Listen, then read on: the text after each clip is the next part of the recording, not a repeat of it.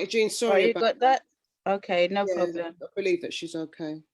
Oh, Okay. and somebody All still sent it through the chat anyway, but yeah. Is it? Oh, bags of fun this evening.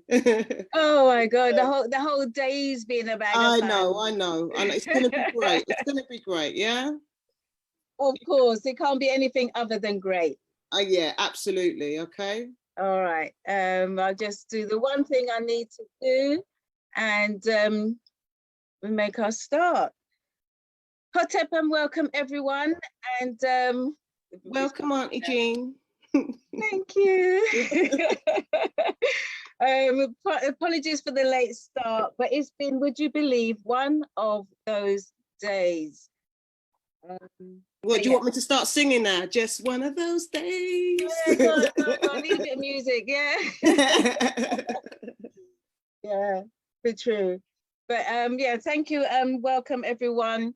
Welcome to the Garvey Villages Unlock the Chains and Keep Well, where our guest presenters gives us the remedies and keys. So welcome everybody on Facebook, and welcome everybody listening on the Black Culture Radio, which is you're listening on the Auntie Jean Zone on blackcultureradio.com. So if you get cut off or you have to leave or anything, you can still listen in via Black Culture Radio. My phone is going. So, but anyway, welcome. Start off as we usually start off with. We give thanks to the Ludamari. We give thanks to the Divine One, the creator of all things, creatures great and small, the creator of the earth that we stand upon, the air that we breathe, the sunshine that gives us life, and also the water that gives us life, the forages, everything. So I give thanks. Also give thanks to our Ori, which is our head, that gives us our intuition to know what's right from wrong. And, you know, we have to follow our head sometimes. You know, sometimes we don't, but we have to follow it as well as our gut instinct.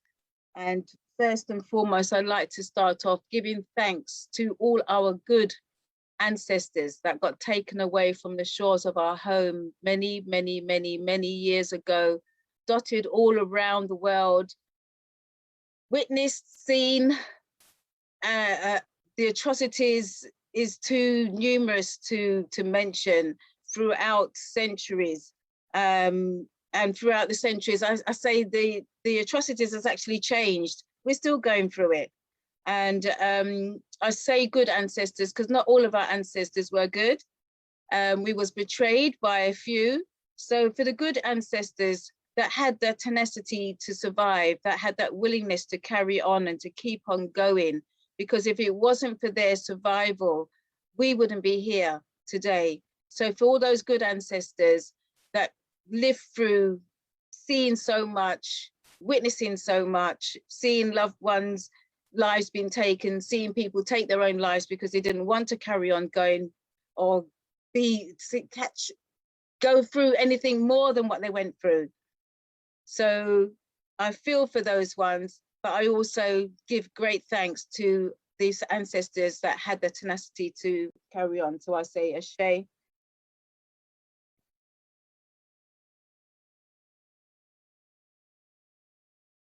Thank you.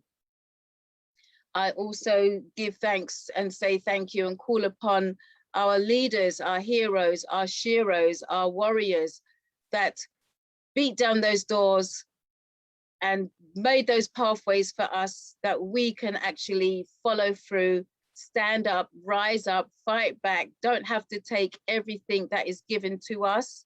We can stand up as one, because from back in the day to right till now, we have our warriors, our leaders, our heroes and our sheroes that we can, you know, give thanks to because they give us life and give us inspiration to keep on going.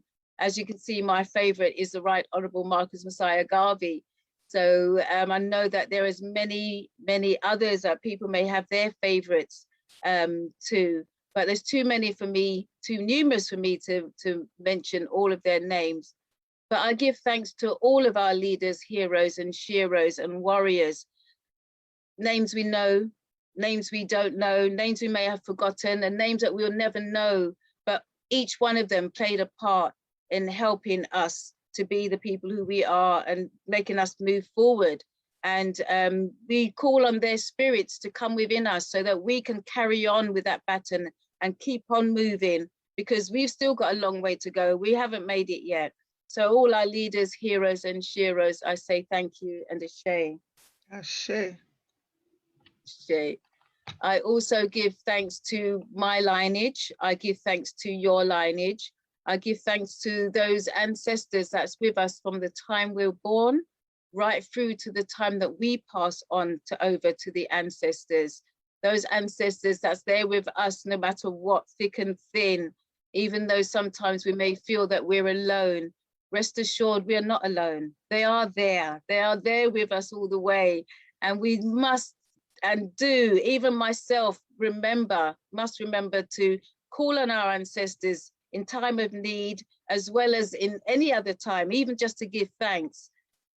And yes, call on our ancestors to give thanks, and also to ask for help and guidance when we need it.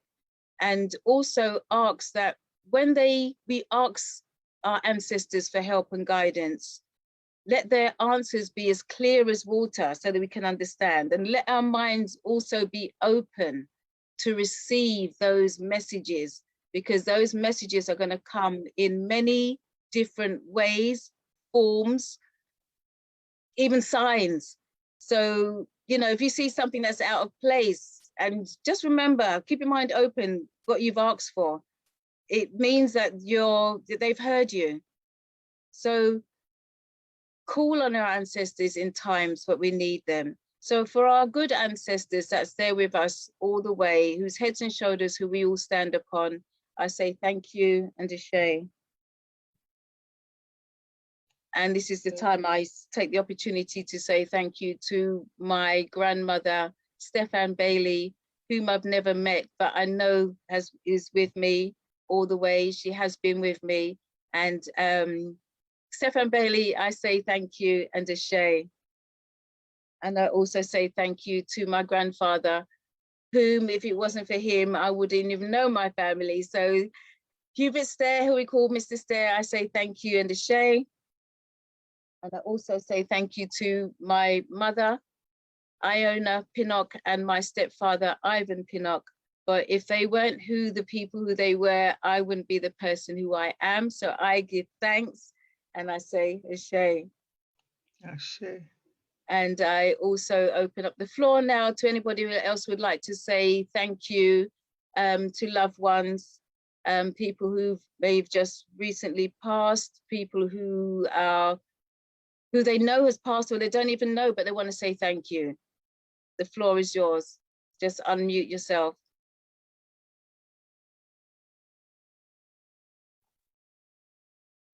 I'd like to give thanks and appreciation to my father, Luther Augustus Palmer, Ashe.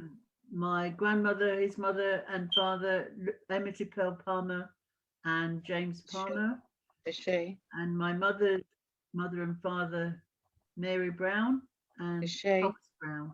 Good thanks. Ashe. Ashe. Ashe. Anybody else? Well, at this Yes. time, Okay, oh, who's that? it's Nia, but I'll wait. It's okay. No, because when I talk, I can say it then. So let me let you all go. Okay, thank you. Greetings, one and all. Greetings. Greetings. I would like to pay homage and honor to my ancestors, starting with my grandmother, Ethelyn Suarez, Ashe. raised me, and my father's father, my grandfather. You got a name? Gilmore Martin. Ashe. I'd like to give Ashe. thanks, and to my nephew who left us too early, Darren Martin. Ashe. I'd like to Ashe. mention him. My uncle who went recently, Granville Martin. we give Ashe. thanks. And to my friend who also left too early, Sherry McPherson, Ashe. an ancestor as a friend. I want to pay homage, and to all the great leaders, I want to pay homage. Ashe. Ashe. Ashe. Shame. Thank you. Ashe. Anybody else? Yeah, I'll add something, definitely, man. For now. Okay. All right. Chicken, yes, yes. I just thanks to my mum, Amelia, Ashe. Miss Leifa, who Ashe. looked out for me. Ashe. And who else? Who else? All those you And, don't remember. And those You know I the names you don't remember. whose names and those who I don't remember. Yeah. Ashe. Yeah. Ashe. Yeah. Ashe. Ashe. Yeah. Anybody else?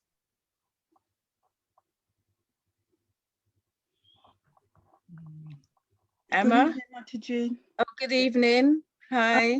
Hi. Hi, Dawn. Good evening. I'd like to say, I'd like to give thanks to my father, Eric Taylor, and my mother, Yvette Taylor, Ashe. and all the ancestors that were warriors and the ancestors Ashe. who were survivors. Ashe. Ashe. Thank you. Oh, and let's not forget Brother Dougie. Ashe. Ashe. Roy Eric Taylor. Sorry, can you repeat?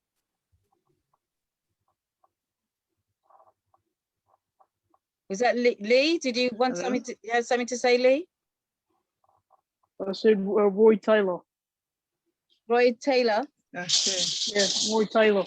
Ashe. Ashe.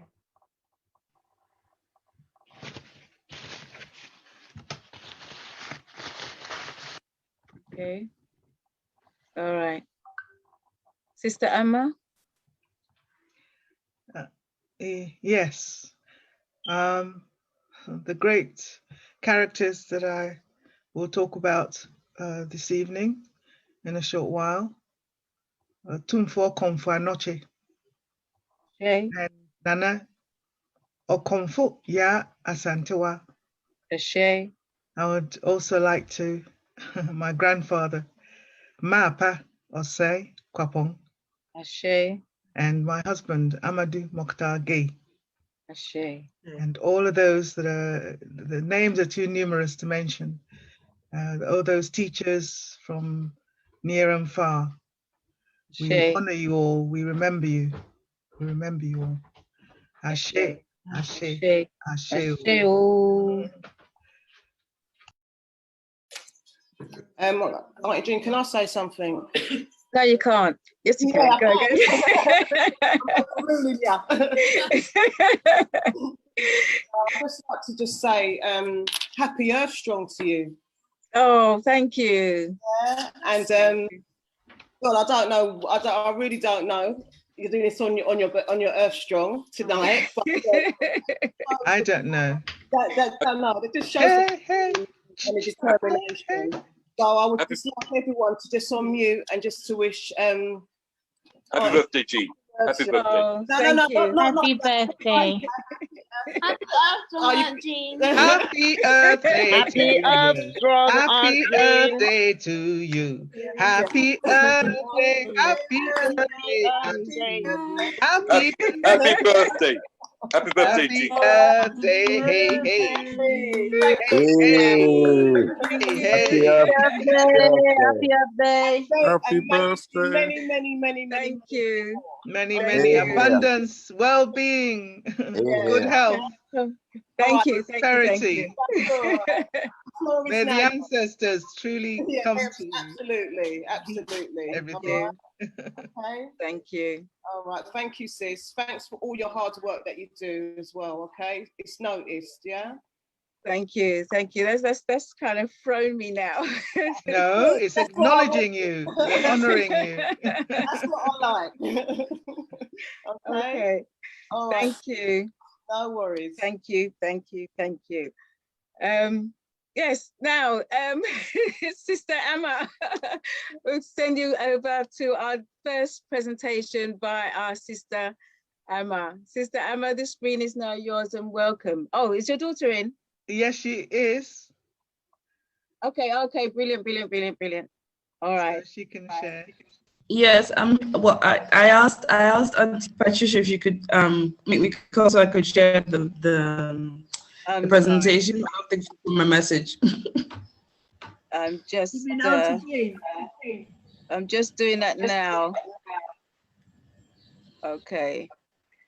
So you've got these slides for Sister Ama? Yes. I'm trying to put my glasses on so I can see. To find. It's Umu Gueye. Yeah. Because when she was speaking before and she went right to the top, and then when she stopped, it her name has gone down. So okay. Hang on a minute. There you go. I'm just finding you now. Okay.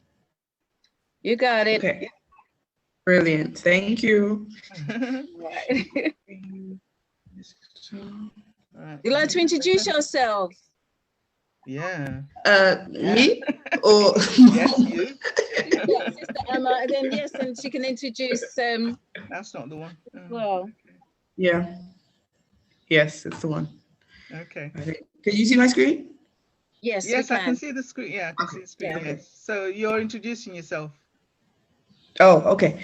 Hi. I'm Gueye. Hi. Auntie Ama's daughter. Firstborn. I don't really know. I'm sitting here in Senegal. I don't know what else to say. I'm Dakar. Yes, I'm in Dakar. She was born here, but she enjoying the sun. She prefers being in the sun over there. Yes, I do. I don't blame you.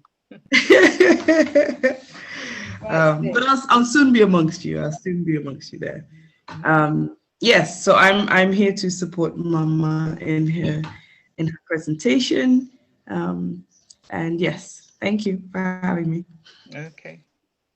Well, thank you very much, Umu, for the support. It's amazing, the next generation coming along and giving a hand to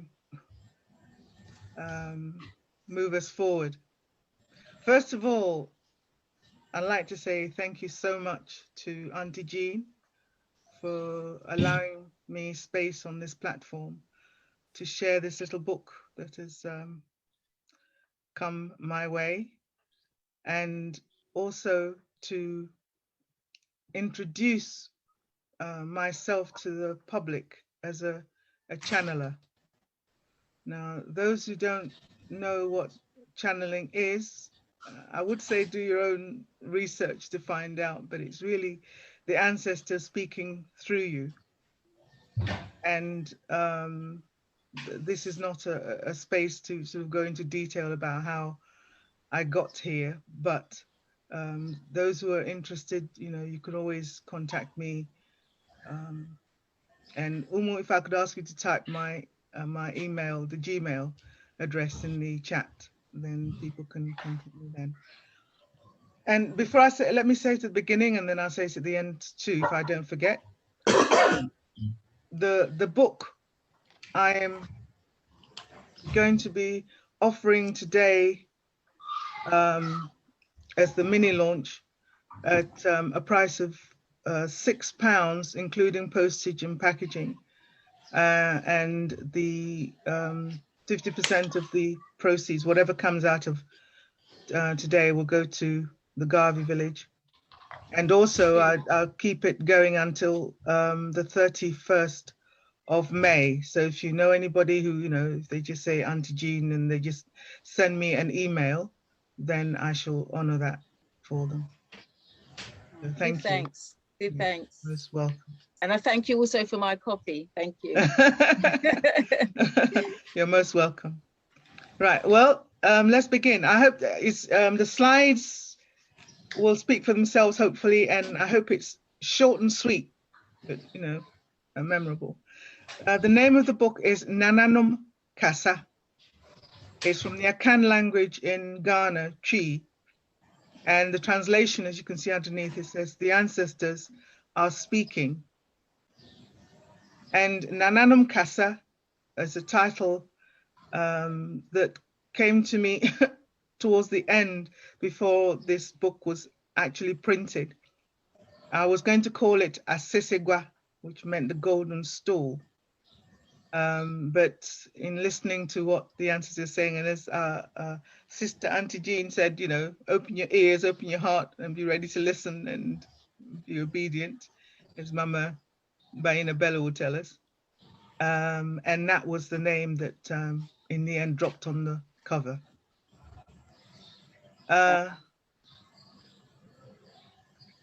Right, you can now if you at the bottom. All right, this one was this cover was a previous version, but don't go back and we'll just stay there.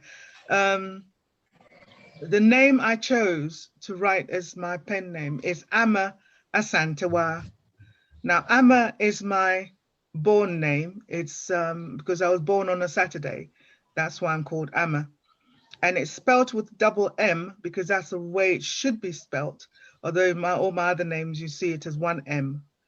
But when I went home and, you know, the griot was talking and the linguists were talking, they said it's AMMA. And I remember when I first came to this country and, you know, all the children, the teacher, everybody's called me Anna.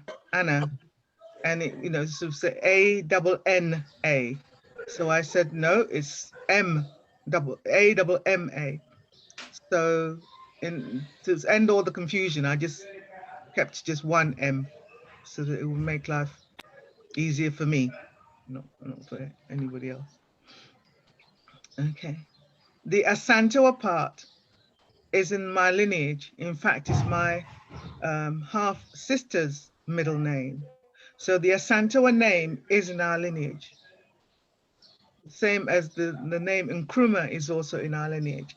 My father gave us a family tree that goes back like 6 or 7 generations.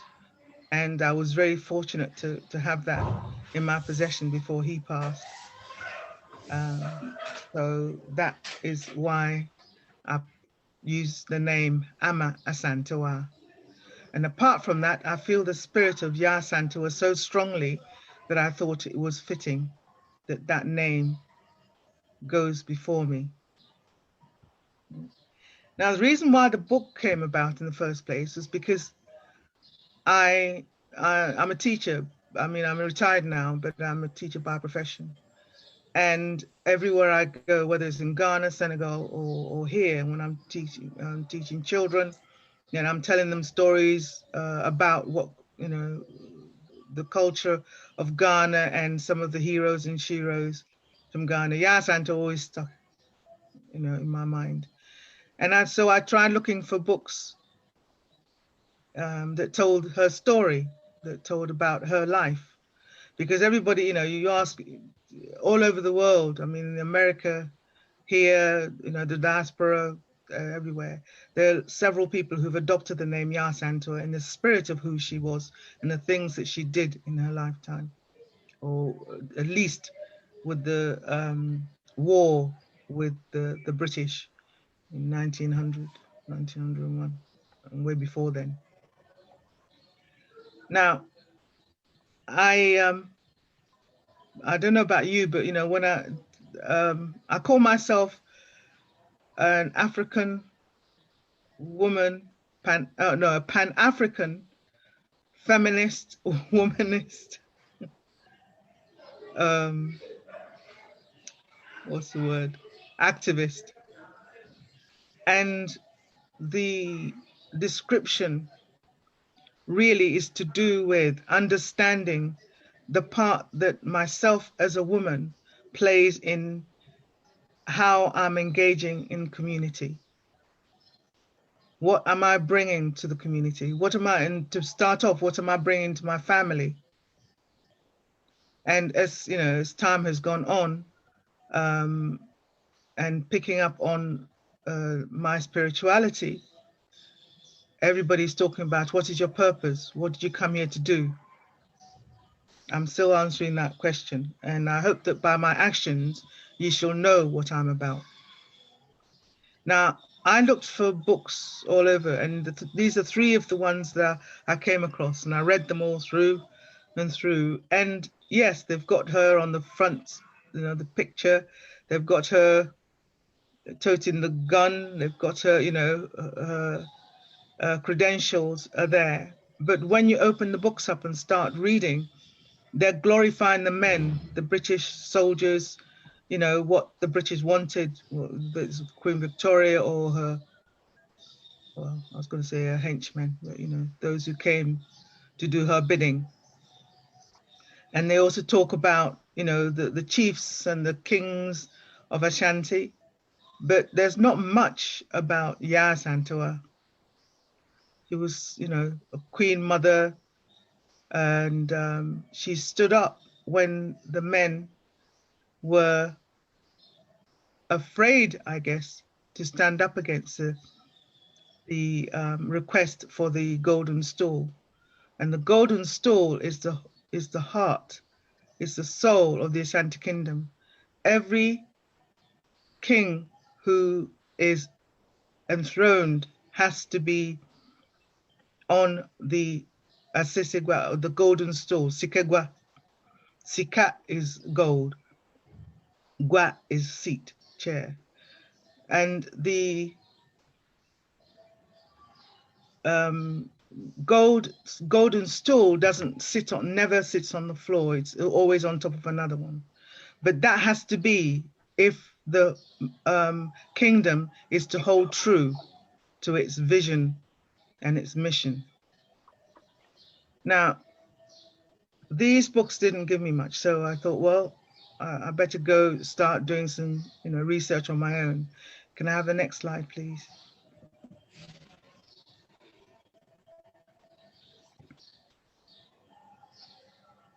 This is an illustration from the book, and I might say that the illustrations were done by Inse Ama, who is the son of the firstborn of Ayikwe Ama, the Ghanaian author, the one who wrote 2000 Seasons and The Healers and The Beautiful Ones and Not Yet Born, plus a whole you know, load of other books, as well as several articles in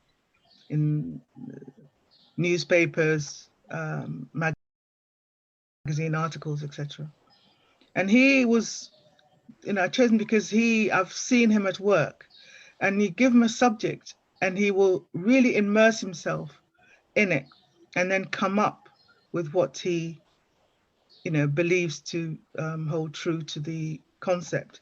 Now, it took him a long time, and I was, you know, the words were here, but the pictures weren't there. But in the end, it came through.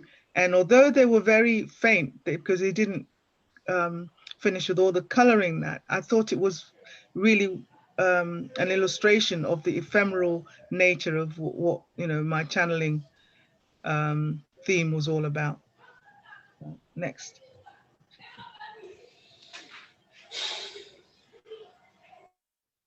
Right. This is in the courtyard, I call it courtyard, of Okomfo Anoche.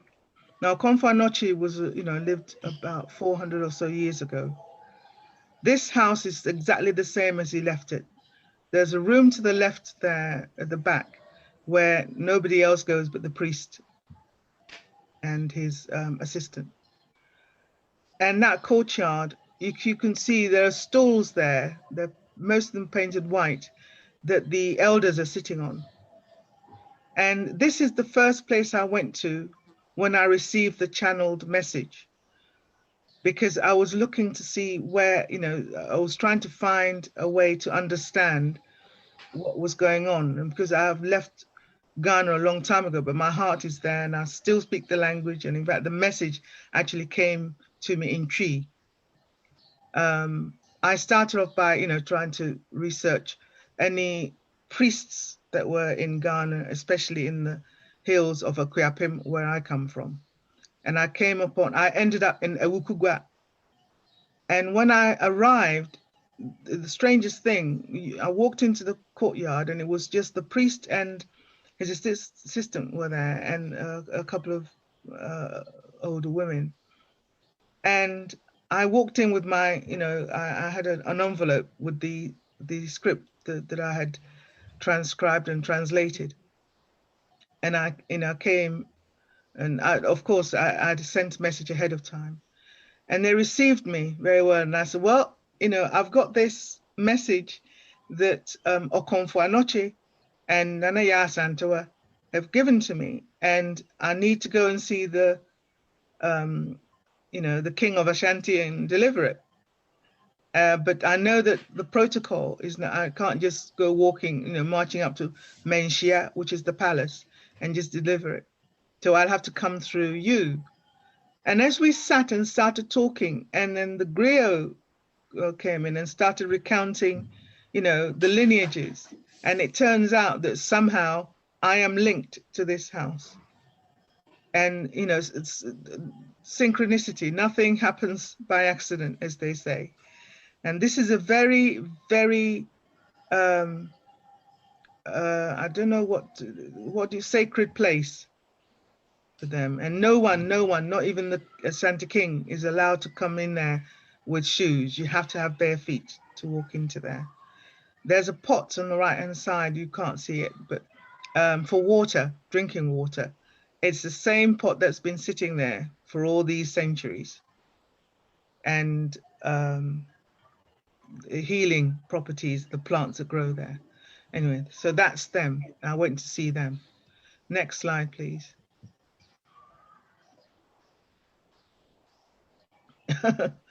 Yeah, before COVID days. A hugging. Now this, I'm on the left, and the woman on the right is Nana Ya Asantewa II. She is the one who is now has inherited that seat, that chair of Ya Asantewa. She is I think she's the granddaughter. Granddaughter. Nana Ya Asantewa. Go remember, Nana Ya Asantewa passed only in 1920, so it's not too long ago. And again, I did my research. This is in Kumasi, near Kumasi, a place called Ejisu, which is the stories about Ya Asantewa always say that that's where she was living. That's where she came from. Now I have on good authority that there's another place where Nana Ya Asantewa came from, and in fact she was a priestess, not just Queen Mother, and that's how she was working. But that's a story for another day, as they say. Now I went to see her with my proverbial envelope, and I interviewed her. But most of the interview I had to keep switching off because she said, "No, you can't say. You can't. No, you can't. Neither can't." So, and then when we finished, she just gave me the biggest hug, and it was almost like whispering in my ear, yeah, Nana understands, Nana understands. And I felt, wow, well, I am on the right path, because, this message is taking me to the right places and meeting the right people. This was 3-4 years ago. So connecting with the lineage of Nana Ya Asantewa. Next picture, please. Next slide. Now this is a picture showing Elmina Castle. And I'm standing outside the door where Nana Ya Asantewa was kept by the British before she was sent to the Seychelles Islands in exile. On the other side, to the opposite side, was where Prempeh, Prempeh the first, the king during that period when the war broke out. That's where he was, I was going to say incarcerated, for several months before he was packed off to the Seychelles. Now, just imagine where Ghana is and where the Seychelles are. Ghana is on the west coast. The Seychelles are right round in the Indian Ocean on the other side, towards the Suez Canal for the geographic markers thing.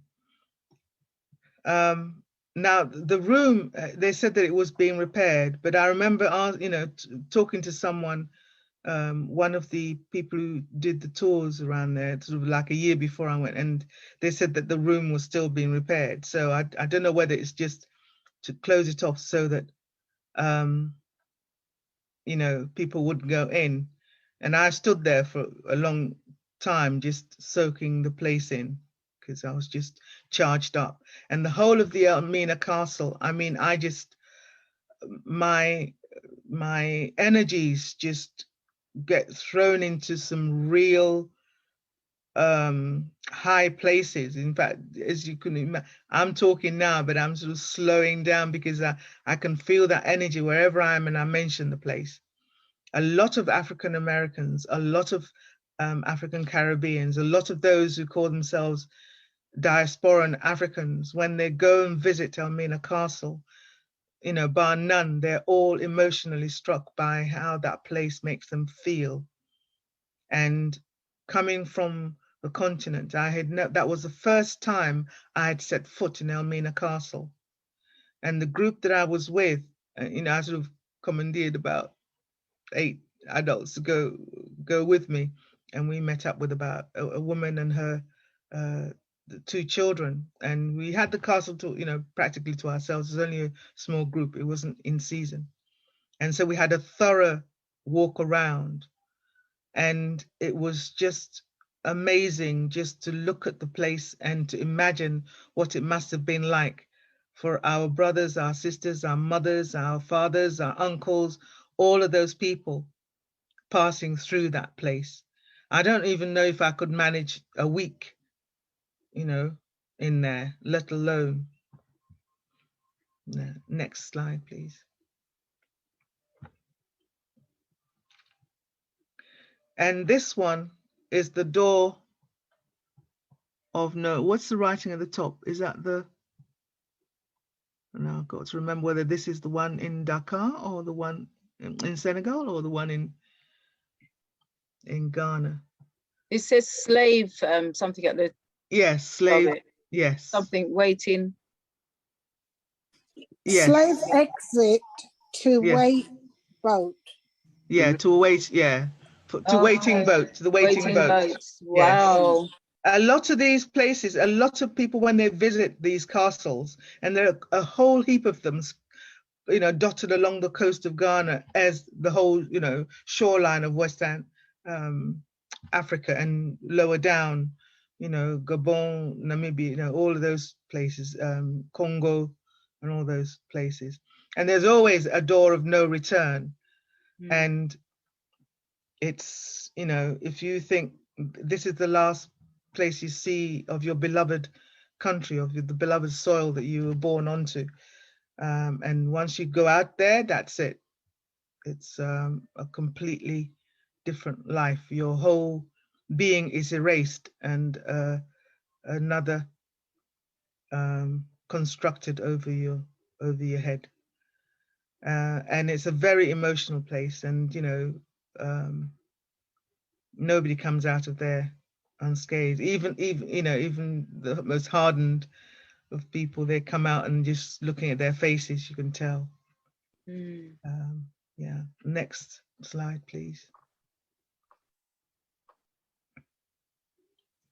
This one says the Ashanti royal family. Well, my eyes won't let me see anything that's there right now, but I think if you do, the Googles and everything else, you'll see the Ashanti family, the royal family of the Ashanti. These are kingdoms. These are kings. They're king in their own right, as any Victoria or Elizabeth II is. That's how we were. That's what our inherited cultural. Oh, okay. I was just about to say, is it possible for the slide to be straightened up? Yeah, she's just done it. Yeah, all right. But me, from where I'm sitting and from where my eyes are, I can't see. All I see is just a grey mush rectangles, but you know, whoever you can make out, I'm sure you can find the picture somewhere. But the royal family, I mean, there's you know, there are strict rules about who ascends the throne. You know, it's not just anybody, and you know, the responsibility that it takes to sit on the stool is, well, is a king's job, so, or a queen. So it's you know, it's pretty serious, and that's something that people are beginning to come back to in Ghana, very slowly, but you know, it's coming there. I see on top there it says Otumfo Osei the second, latest king. Yes. Right, the next slide, please.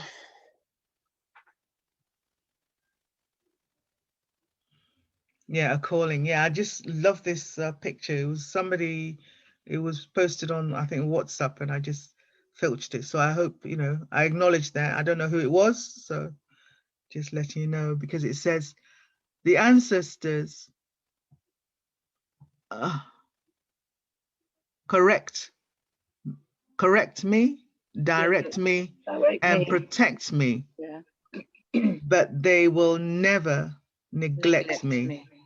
It's beautiful. That is something that I could not resist, but you know, to put on here, because it is so true. That is beautiful. And in my journey just to get here, it is so true. And you know, I get goosebumps. Just, they are all around us, people, our ancestors, our lineages. They, you know, all the ones who are good, the ones who are not so good, they're all around. And all you need to do is to ask and open yourself to them, open your heart, open your mind, open, you know, the way you know best. But talk to them. You can talk to them like, you know, I'm talking now, and you know, you're talking to each other every single day. Just talk and acknowledge that they have passed through here and they are somewhere else. And we are learning as time goes on, surely, but you know, really that we need to understand this, you know, the past meeting the present into the future. When we talk about lineage, when we talk about ancestry, well, from home, we never lose them. They're always with us. You know, those who are yet to be born are still linked. So, you know, the naming ceremonies, the, you know, births, deaths, and marriages, all of those things are linked to the ancestral and lineages. And as we see, you know, even in this time of the so-called pandemic, one of the greatest realizations was that people, you know, young people could not go and hug their grandmothers and grandfathers, and you know, everybody was at a loss. That touch, that look, you know, you might say, oh well, you know, just put her in a home, but when it comes to it, that human touch, we are human beings are only beings when they are connecting with each other. I am because of you, you know, because we are. I can only be because of you. Yeah. Because we are, therefore I am. Therefore I am. That's right. Ubuntu of Southern Africa connects that.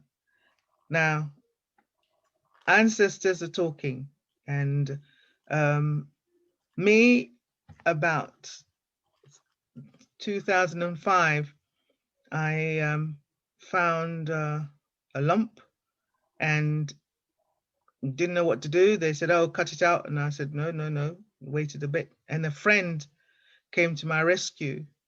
At that time, I mean, I don't go to church, or I stopped going to church when I realized that what I was being told on Sunday didn't match up to what was going on Monday to Saturday, and people just were not living the life that they were, the preacher was preaching about, and what they were telling me they were reading in the Bible, and all of this.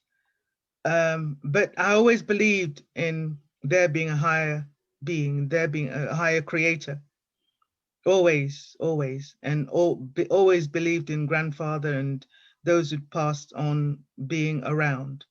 And from childhood, I was always connecting, but I didn't recognize it as such.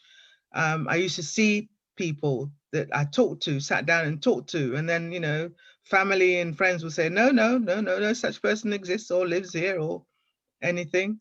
I would go to, you know, get to go to places and come back and report, and they said, no, no such place exists. So I knew from, you know, although I'd forgot it in my, you know, teens and everything, it was still at the back of my mind.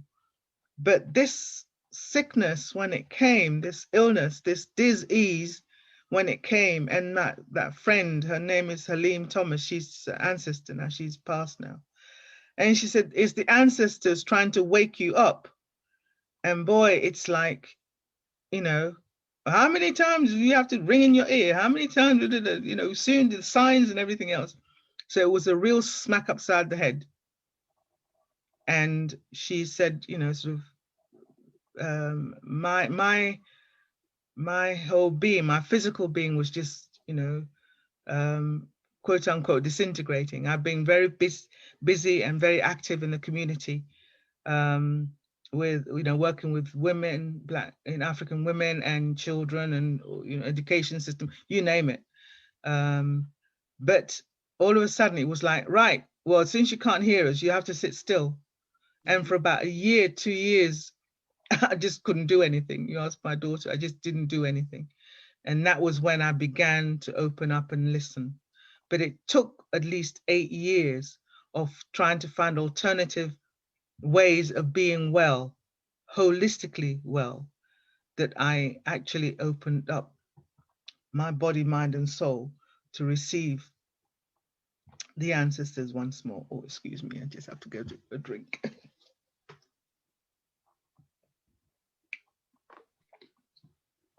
Oh, next picture, please.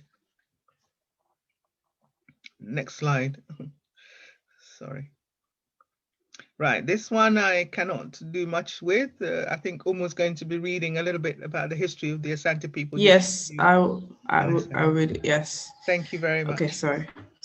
Just give me a second. Okay. The Ashanti. The Ashanti belong to the Akan, and according to oral tradition, migrated from the north to the south of their present location to settle in the central forest region of the present Ghana. In the late 17th century, the Ashanti were forged into a powerful confederacy by Osei Tutu, the first Ashanti Hene, with the help of his chief priest and advisor, Okomfo Anoche. At a gathering of the chiefs of all the different Ashanti towns in Kumasi, he commanded a golden stool from the sky, which has since become the symbol for the unity and soul of the Ashanti people. After this, the influence of the Ashanti kingdom in the region rapidly increased. In a series of wars, its powerful army succeeded in conquering tribe after tribe until their territory extended to cover a greater part of what is Ghana today. The capital, Kumasi, was established in an important strategic location, which gave the Ashanti control of the main trade routes between the gold and cola-producing forest region and the north. The political system, law, religion, architecture, and art forms of the Ashanti are evidence of an extremely prosperous and advanced culture that has existed in this part of Africa long before the arrival of the Europeans at the end of the 15th century. It was only in the late 19th century that Ashanti power was gradually threatened and finally broken after a long series of wars with the British, lasting almost a century. After a final uprising in 1900, led by the legendary Queen Mother of Ejisu, Ya Ashantua, the Ashanti were finally defeated. Thank you. Is that it? Yes. Yes. Thank you. Thank you. The next slide, please. It's the last one. Okay. Right. Well, thanks for your support, for listening to this presentation about the book. Now, how the book came about, and we can come out. You can come out of yeah. How the book came about was that, as I said, for me, a lot of the alternative protocols that I followed in trying to regain my health back. And by the way, I ended up going under the knife to remove this tumor. But by then, I built up my body in a holistic, I say holistic way, meaning that my mind, body, and soul were together. And I was, scared as anything to go. But the final day, I took a deep breath, and it was almost like, well, here we go. Ancestors, you're with me. And, if you want me to carry on with this work, I better come out the other end. And that was how I was talking. And I was wheeled into this, the ante room before my anesthetic. And would you believe that the man who stood there, the anesthetician, was Ghanaian, and he spoke Tree. And everything, all my worries just disappeared. And, he was talking to me, and, I said, I hate needles, and blah, blah, blah. And so, he was just joking in that. And before I knew it, he'd already done his work, and I was done, and I was coming round. Now, I'm saying all of that to say that the journey to find who I am, me, Ama, is something that we're all on our, we're all on our own paths. We're all taking our own journeys. We're all doing it the way we know best. And one of the truths that we keep saying is, to allow each other to be. And that is one of the hardest things as human beings that we can do. As parents, we try to mold our children. As teachers, we try to mold the students. As, political leaders, we try to manipulate the people. As, I don't know, megalomaniacs, we try to influence, yes, the people. But when you sit on your own, when you reflect on your own, and you truly ask that question in the deepest possible way you can, something starts to happen to you. And I believe that that was what happened to me.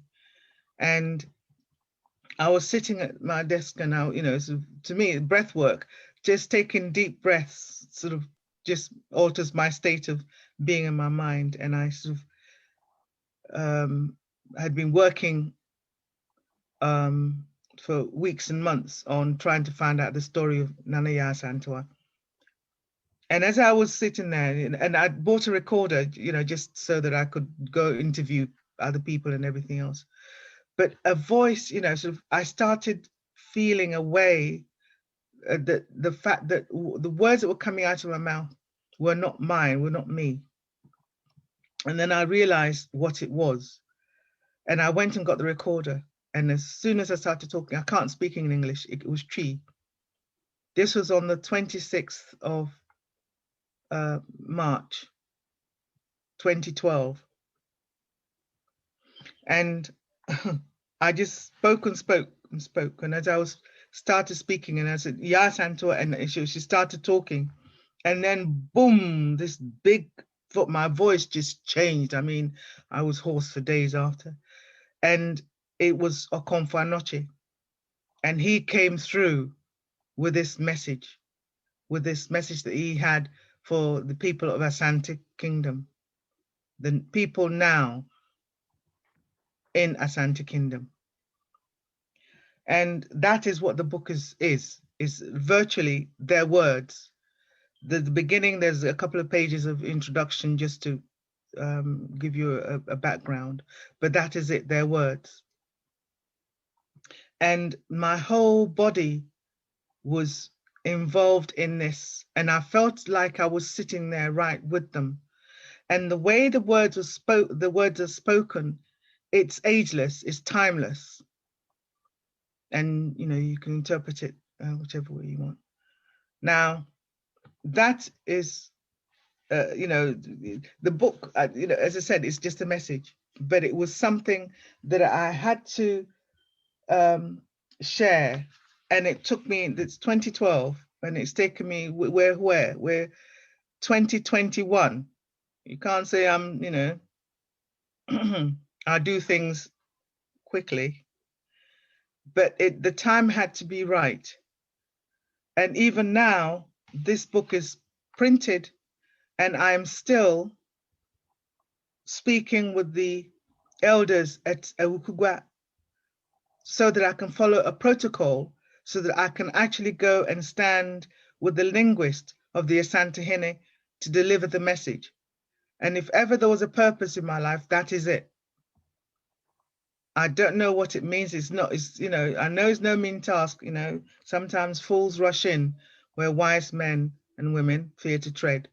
But it's like, this is something that is a mission. I have to do it, however it comes. So I'm still seeking permission. So this book launch, I mean, thank you so much, Auntie Jean. So say it's a mini launch, because this is the only way I can do it at the moment. And I think step by step, it will get to those who need to read it and appreciate what it is that's inside of there. It is their message. And if you can make it as modern as you like, because it reflects what we're going through right now. And they're telling us that we must wake up. Where have you heard that before? You know, we're talking about a woke community. We need to wake up, people. We need to wake up. We need to wake up to the truth of what's going on. And I realize our brother Vasco is going to tell us what's going on at the moment and the reasons why we need to be alert, aware, and to be planning, you know, plan our work and work our plan, which is what Auntie Jean is doing right now. She's got her plan and she's working her plan. So I like to end here. If there are any questions, then I'll be happy. I give thanks. Thank you. And don't forget, is your daughter going to put your information into the chat? Yes, please. Yes. Okay. And anybody got any? I put the email in the chat. Wonderful. Anybody got any questions? So Amma, the message that came through to you, the message is in the book, is it? That is the book. That really is, the message is in the book. Okay. And it's basically saying, wake up, you've got work to do. Right. You know, you're being told that not to be afraid, right? Our past bears witness to the fact that we did great things before. We are great, and we have got to rise up to that greatness right now. Right. We need to lead the way. We need to have the courage. We need to have the fortitude. We need to have the, you know, the fearlessness. And you need to go back to Ghana to present it, do you?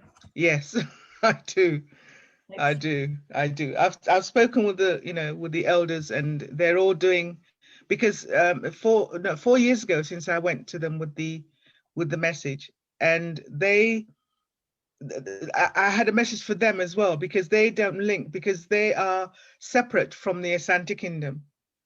But because Okomfo came from our area, or it is said that, I mean, so many, even Benin and you know, Togo, you know, contesting the fact that he came from there or he came from the north. Everybody's trying to claim him, but no matter, he's, you know, but you know, they have to follow the protocol of, you know, how we do things for the king, you know, for the kingdom. You can't just barge in. There are certain things that you have to do, even the way you talk and who you talk to before it reaches the. Yes, I understand.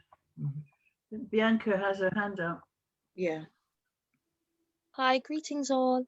Hi, Emma. It's just, I was just going to say, when you said that, like, you felt like the ancestors was around you, I kind of remember when I gave birth to my son, and I kind of had the same kind of experience. And when I say this to people, they're like, no, Bianca, you were just in a lot of pain, you know, you were just hallucinating. Because I did have my son naturally. I never had any drugs, no gas. I just had him just like how I am now. Like, yeah, I just had him. But I remembered during, like, about just before I was about to have him, I just felt like there was just something over me. I felt like I was with, I don't know if it was God or the ancestors, I don't know. And I've never felt that again. Okay. I've not had any more children since to know if it would happen again. If it happens again, then I know I was just hallucinating and it's probably just a pain. But it kind of just resonated with what you kind of felt as well. So I don't know if it was the ancestors, I don't know. Right. I think, as you said, you know, so the pain, when your body, you know, your whole body, mind and soul is taken into like an altered state, because you don't, you know, the kind of pain you have in childbirth is not something you walk around with every day. So it really puts you in a different kind of frame. And you know something, whatever you experience is true for you. And if that's what you were getting the sense of, that the ancestors were around, then they were around for you and your child and whoever else was around you. And, you know, and we're always asking for protection, and we're always asking for, but for you to, you know, to experience that again, for me, it's like, as I said, I went on to the alternative. I mean, I went all kind of places, you know, went to people who were dealing with crop circles. I went to, you know, spiritual groups. I went to psychic meetings and all, you know, and everywhere you go, you pick up something new. And as you allow your body to, your mind to slow down and move into your heart space, you begin to feel things. And that's the most important thing. It's the feeling that you have that allows you to know and open, you know, anything is possible. Everything is possible, and everything starts in our minds, you know, anyway. So whatever you feel is real for you. That's what I you know, I would say anyway. Exactly. Thank you. Thanks, sister. You're welcome. Sister Kasheni, you have your hand raised. Hi there, give thanks. My question is, what, and I know you, but I don't think I've even actually asked the question. What does it actually feel like when, you know, you've got this, you know, male energy, Konfu Anoche kind of, and I know I've heard you obviously with it, but, and then someone like Ya Santua and really realizing who it is that comes through. I mean, just what is that like? Oh, wow. And I always say, you know, it's like I take a deep breath, but it's like, you actually, your whole being, you feel like at the visceral level, like every cell in your body is almost like it's vibrating, and you have a sense of this otherness, other person. But, you know, I think, I guess people receive channeling, or, you know, those called medium, they have different experiences of how they receive ancestors or other entities. But me, I am still me, but at the same time, I am the other, because I can actually, you know, like talk to myself, you know, so because I think in the book I even say, and who is this? Who, you know, who's talking? And that was when he just boom, the voice, and my throat, your voice takes on their timbre or timbre. And it's in the same way that his forceful voice came through, hers is very gentle. And because, and this is the thing, because I'm connected, Ghana, I was born in Kumasi, you know, how it's that coincidence.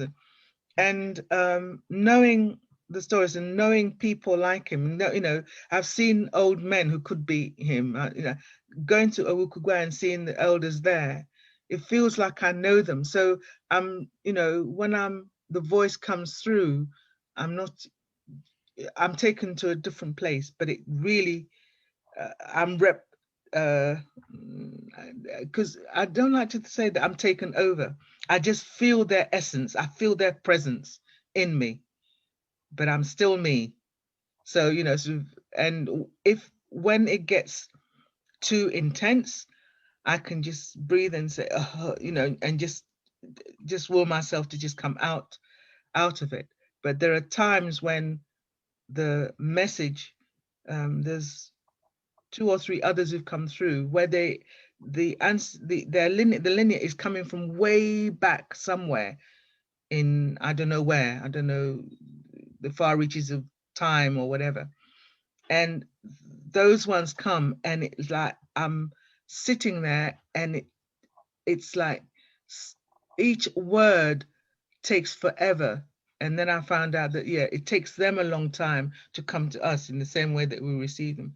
So the energies have, you know, they don't have bodies, so they're coming across time to manifest through you. So that's how I feel. And it's like, you know how you feel goosebumps?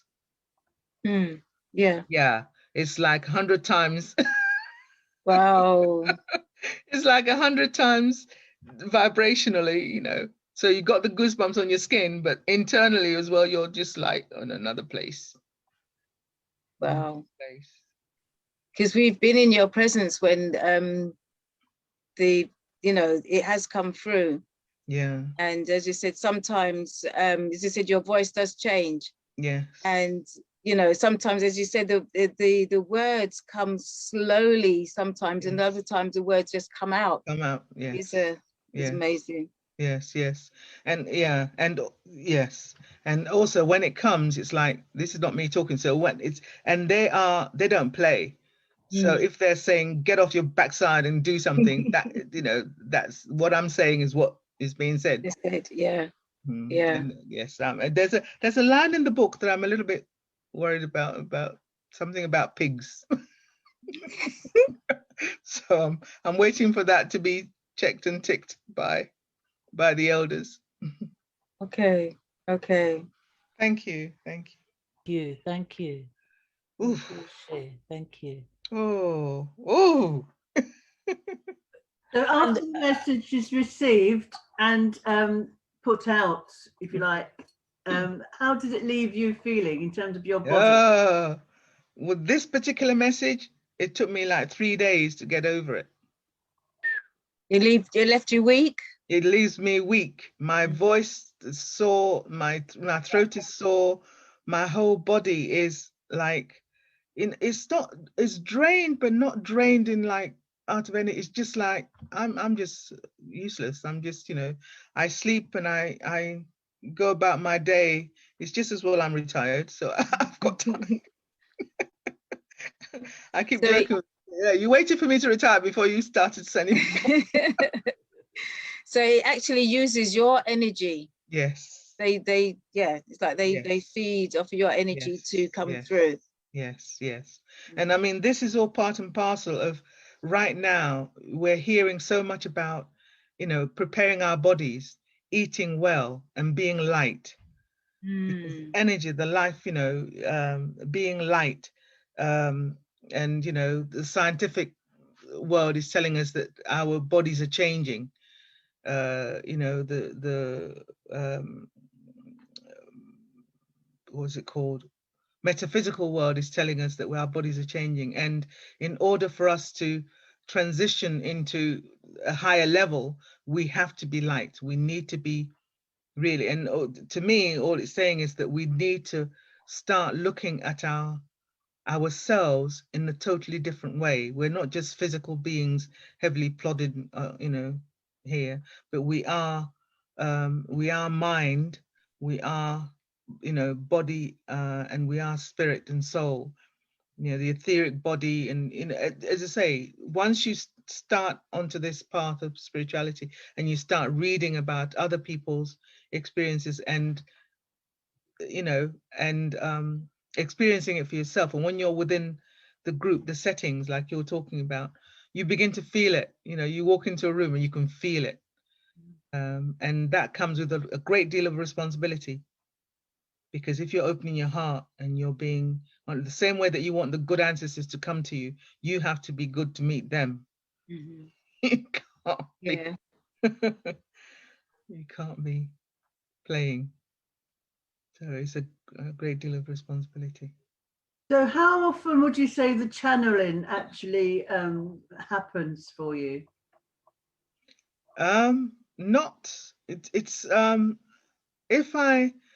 if I'm trying to pursue a particular person, I just sit and I take a deep breaths, and with that I don't know, there are sort of 2 or 3 characters that come with with either messages or guidance, but it's not every day. No, it's not every day. And when I'm in a group setting where the space is sacred, where the space is sacred, where this the space is people in there, and everybody's being mindful, and everybody's gathered in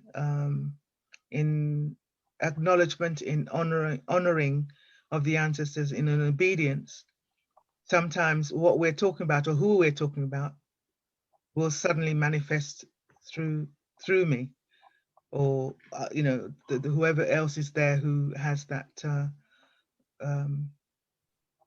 way. And others that I work with who so it's, Kasheni and Sister Shunyami and others, we I was going to say vibe of each other. I don't know how else is it, but when the energy comes, it's palpable. When you're in that setting, it's palpable. And the times when I'm with anybody, for example, if sort of I'm sitting with you and you have somebody who's passed, or somebody who is thinking about it, my senses pick it up. So all of a sudden, I'm talking, and then I suddenly, you'll notice that my demeanor changes, or my voice changes. And as soon as that happens, those who know that something is coming through. This isn't Amma talking to me. This is somebody else talking. And sometimes I can say, oh, this is no, your mother's saying X, or your father's saying this, or your husband, or whoever, your daughter, whoever. Yeah. So it's not every day. I don't think I could handle every day, but in the right setting, in the right in a place where there is the need for it to come out, it will come out. And that's the other thing. Sometimes it's not that I want to say, but it's like comes out. At the Mart Center, there was one time, I think Mama Annabella was there as well. It was like I stood up and my what was it? My Jamaican battle or something just forced itself through. I can't remember what it was that I said, but afterwards, like literally, like 4 people, when they called me, said, "Yeah, you were giving us a message, weren't you?" And I said, "Oh, okay." So those who know recognize it, but if you know me, and you are also open, then you will know the difference. And do you always remember the messages once you've uttered them? Not always. I remember parts of it. I mean, this one, it just so happens that I had the recorder and I just spoke, and it was like the first time this had happened to me. So I wasn't sure, and I just spoke and spoke and spoke. And when I finished, I just left it aside, and I just had the recording. Of course, I shared it with Menelik Shabazz and Sister Nefertiti, because she channels as well. And it was in Tree. So they heard this voice, they heard the tone and everything else, but couldn't understand a word. So I was trying to translate. And that was what led me to transcribe it, first of all. And I taught myself to read and write Tree. And then I translated it, and it took for a long time. Okay. Yeah. Hence the length of time. Well, yes. And of course, other bits and pieces that I was doing. Yeah. But I had to go, you know, I felt once I had the message, verbally, I tried to find if there was a priest in Ghana that I could go, or a priestess in Ghana that I could go to verify it. And it just so happened, all the people I asked here, it led me, you know, and I came across 2 or 3 people who said they were priests, and that, you know, you soon find out. Sometimes, you know, the coins and the paper crosses the palms, but none doing. Yeah. And then I ended up, look where I ended up, in the household of Okomfo Anokye himself. And then I went and, you know, led me to the Queen Mother's granddaughter herself, the Queen Yasantua II. So when you are walking the path, I think you are led, and all the people I've met thus far have all been kindred spirits who are, you know, walking their path. We're walking alongside each other, and we give each other support, you know. And yes, Auntie Jean. Oops. Okay. Auntie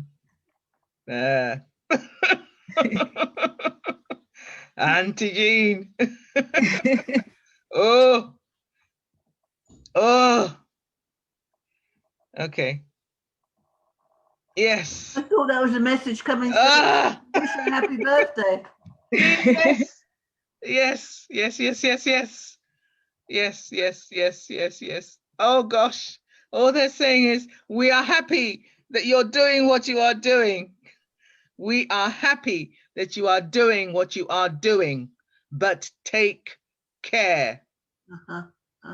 We are happy that you are doing what you are doing, but take care. Take care.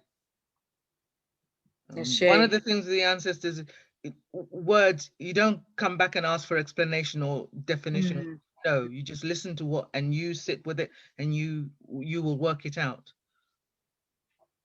Take care. Oh, give thanks. Give thanks. Oh, thank you, Sister Ama. Yeah, thank see, you. that just came through, and it's like, shake it out.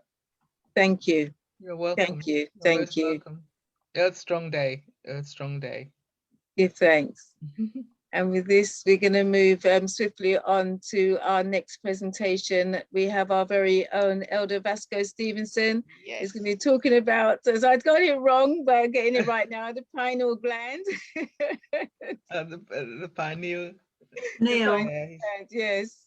Okay. So Elder Vasco Stevenson, the screen is now yours, and welcome. And thank you so much, Sister Ama. Thank you. You're most welcome. Thank you. Thank you, Brother Vasco. You're muted. You're welcome. Oh, yes. I thoroughly enjoyed that. Excellent. She's muted. She's muted. All right. Yeah. Okay. Sorry. Yes. Thank you very much. Really appreciate. Thank you. Yeah. Well, yeah, I have to speak to you separately. All right. Okay. Can you see me, Auntie Jane? Yes, we can see you and we can hear you. And can you see my presentation? I've got to do. Hang on, I haven't done that yet. I'm sitting here. And sorry, before I go, thank you so much, Umu, my lovely daughter. Yes, thank you, Umu. Speak again. We'll find you at the top. Okay, I'm trying to do the screen share. Okay, you should be able to do it. You should be able to do it now. Disabled participant screen sharing. You should be able to do it now. Is that right? No, you should be able to do it now. I can't actually do it. You still can't do it? Nope. Try again. Okay, that's better. Yeah. Yep. Cool. Got Wonderful. It? Yep. Sure. Beautiful. All right. And I'm going to go on to big screen, okay?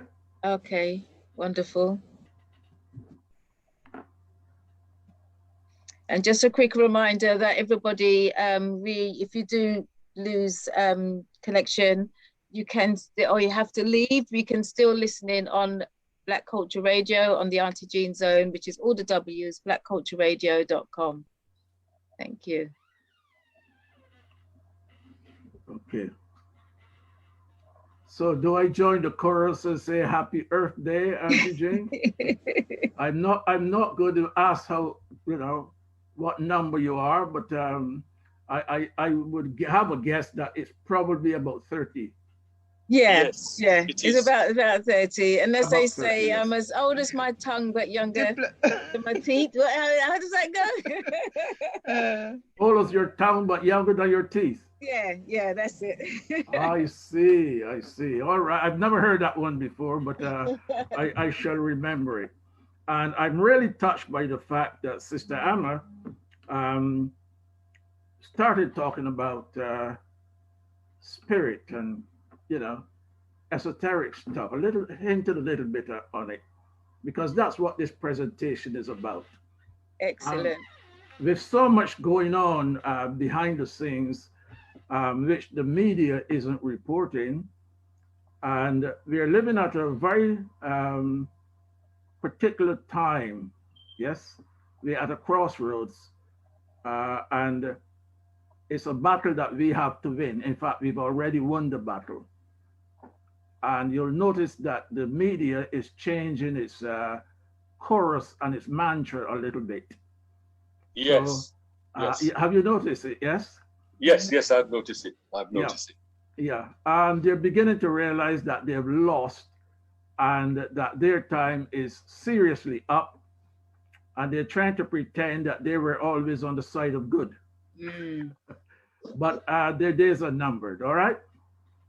Okay, so let's talk a little bit this evening about this, the pineal gland, okay? Everybody knows what it is? Yeah. Yes, I do. You do know, and you know where it is, yes?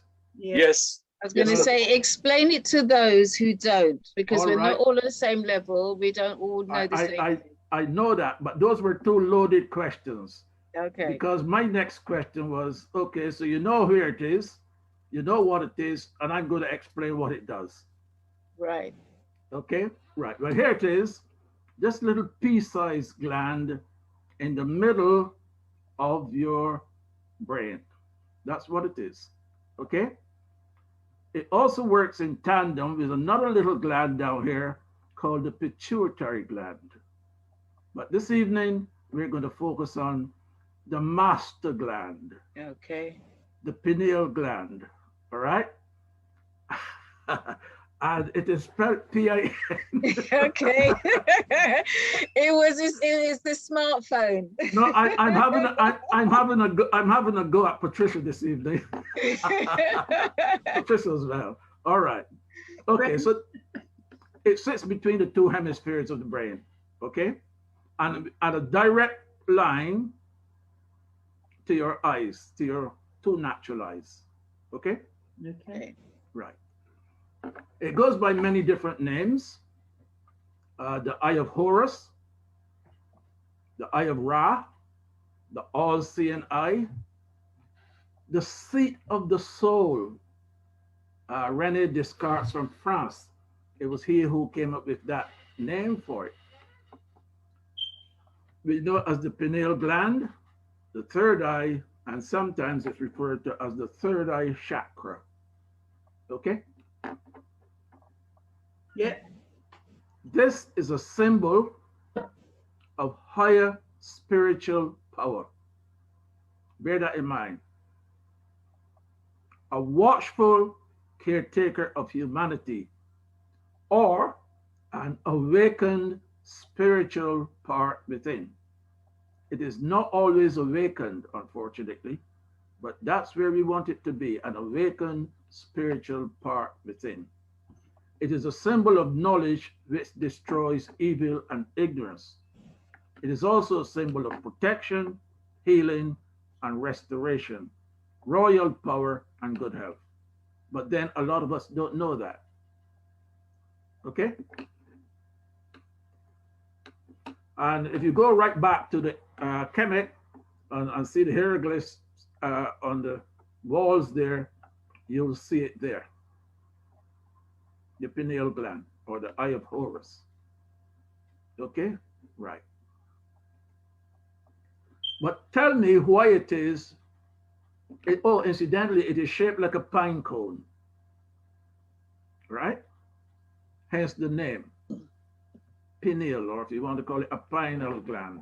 Mm-hmm. Why is it that the Vatican has got a massive image of a pine cone in the court of St. Mary? Ah, that's interesting. Why? What do you think? Why do you think that is? All seeing, all knowing. Eye. All seeing, all knowing. All right, this is going to be very interesting. I can see that. Now let us look at some symbolism of the pine cone. Here's a pine cone. That's where the name comes from. Anybody recognize this building? That's yeah, I can't remember. The Is it Gherkin. London? The Gherkin. the In Garvey. London. Yes, London. the Gherkin. Right. In the city of London. Absolutely Indeed. right. Yeah. This is also a representation of the pineal gland, the pine cone, but it also represents something else, which I'm not going to mention. Yeah. Yeah.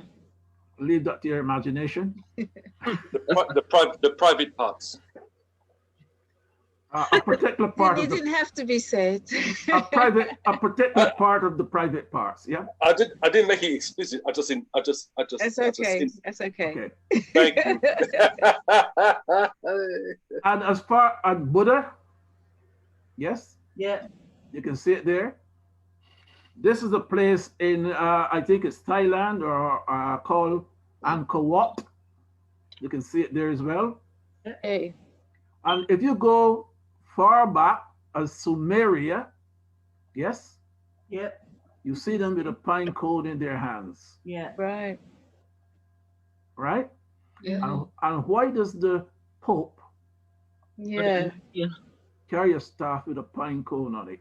Mm-hmm. Must be particularly important, mustn't it? It must, yeah. Okay. Well, this is what it looks like in real life. And it says that the interior tissue has pinealocytes, just like rods and cones in the retina. Okay, so it's got rods and cones, very similar to your two natural eyes. It's a primitive eye. I would like to think that it is not that primitive. Okay. People say it's primitive. You know, people say that we black people are primitive, we Africans are primitive. But That's are we primitive? No. Well, it's hold on. If we are Yeah. not primitive, then Yeah. this is not primitive. It's a Yeah. rudimentary eye. That's what they say. It's a rudimentary eye. No, it's not. It's more than that. And by the end of this presentation, you're going to I'm not, brother Vasco, I'm not saying it. I'm just repeating what they say. Ah, right. Who are they? The white people, the white academics. Yeah. Listen, you're very amusing sometimes. In other words, don't repeat what they say.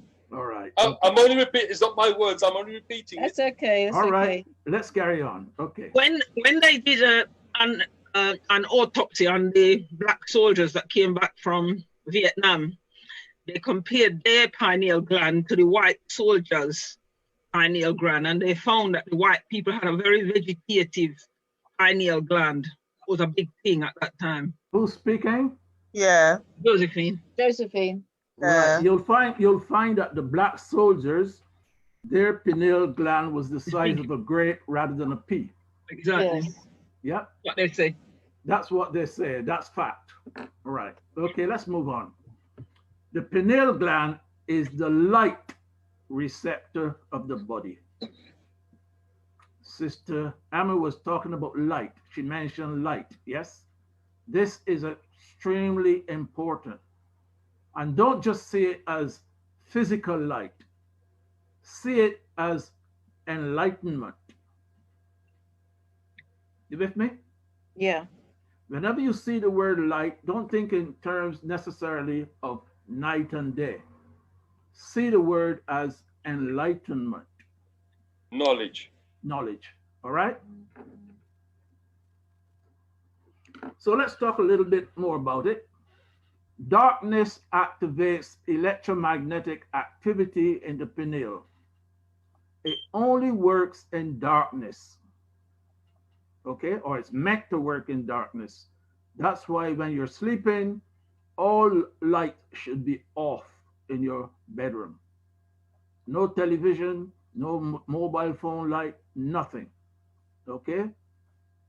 And that is when the pineal gland kicks in. Electromagnetic activity feels like pressure or a buzz or tone, okay, or acceleration inside of the head. So if you're not physically sick and you're experiencing any of these, it may be a sign that your pineal gland is active, even during the daytime. And that is why modern science is now saying that 75% of people who are diagnosed as schizophrenic are actually not. Because what is happening is that their pineal gland, which should be active in the night, is active in the daytime. And that's why they hear voices. Got that? Mm-hmm. Right. Electromagnetism shields the water inside of the pineal gland from all electromagnetic signals, listen to this, in space-time. Because this is going to be very important as we go into the last part of the presentation. Electromagnetic signals, all right? Very much to do with the so-called vaccine that is being foisted on people. Water becomes direct conduit to time and space in our, i.e., our parallel reality. Remember, the human body is about 70 to 80% water. Mm-hmm. Water has the second highest vibration after light, and water is an excellent conductor of electricity.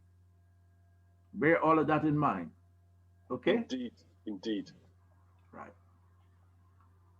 DMT, also the correct name is dimethyltryptamine, commonly referred to as DMT. Calcite and other crystals in the pineal gland appear to be piezochromatic. That means that when they come under pressure, they change color. All right? Source field signals vibrate the crystals and release photons. Source field, what we call the ether, yes, releases signals, vibrate the crystals and release photons. Photons are light energy. Remember the word photo? Mm-hmm. Pulses of light. Pulses of light. Light energy, right. Pulses. Could be a precise mirror image of what the astral body is seeing. This could explain the silver cord observed by many in out-of-body experiences. All right? So when you're dreaming and you have this out-of-body experience, it could be what the pineal gland is showing you, a mirror image of what the astral body is seeing. So let's look at the physical aspect of the pineal gland before we get into the esoteric and spiritual part of it. It produces 4 main hormones when you're sleeping in darkness: melatonin, serotonin, DMT or dimethyltryptamine, and melanin. Let's look at them. 4 hormones. Melatonin, the hormone of darkness. It helps to regulate other hormones, and it's a very powerful antioxidant. Have you know what antioxidants are and what they do? Yes? Yes, to protect the body. Right. Against? Free radicals. Free radicals. Free radicals. Not free radicals, free radicals. Oxidization. Yeah.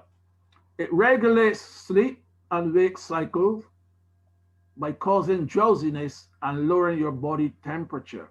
That's why at night, when it kicks in, yes, you start to feel drowsy. That's the melatonin being released, okay? It also activates dormant codons in our so-called junk DNA. There's no such thing as junk DNA. That's what the West called it until the Russians told them, hey, you got this all wrong. It is not junk DNA. It carries everything in your past in there. It can cross the cell membrane and the blood barrier. So melatonin can get into your, it can cross that membrane and come out of your brain into the rest of your body. Okay? There's a little sheath around your brain called the blood-brain barrier, and only certain things can cross it. Melatonin is one of them.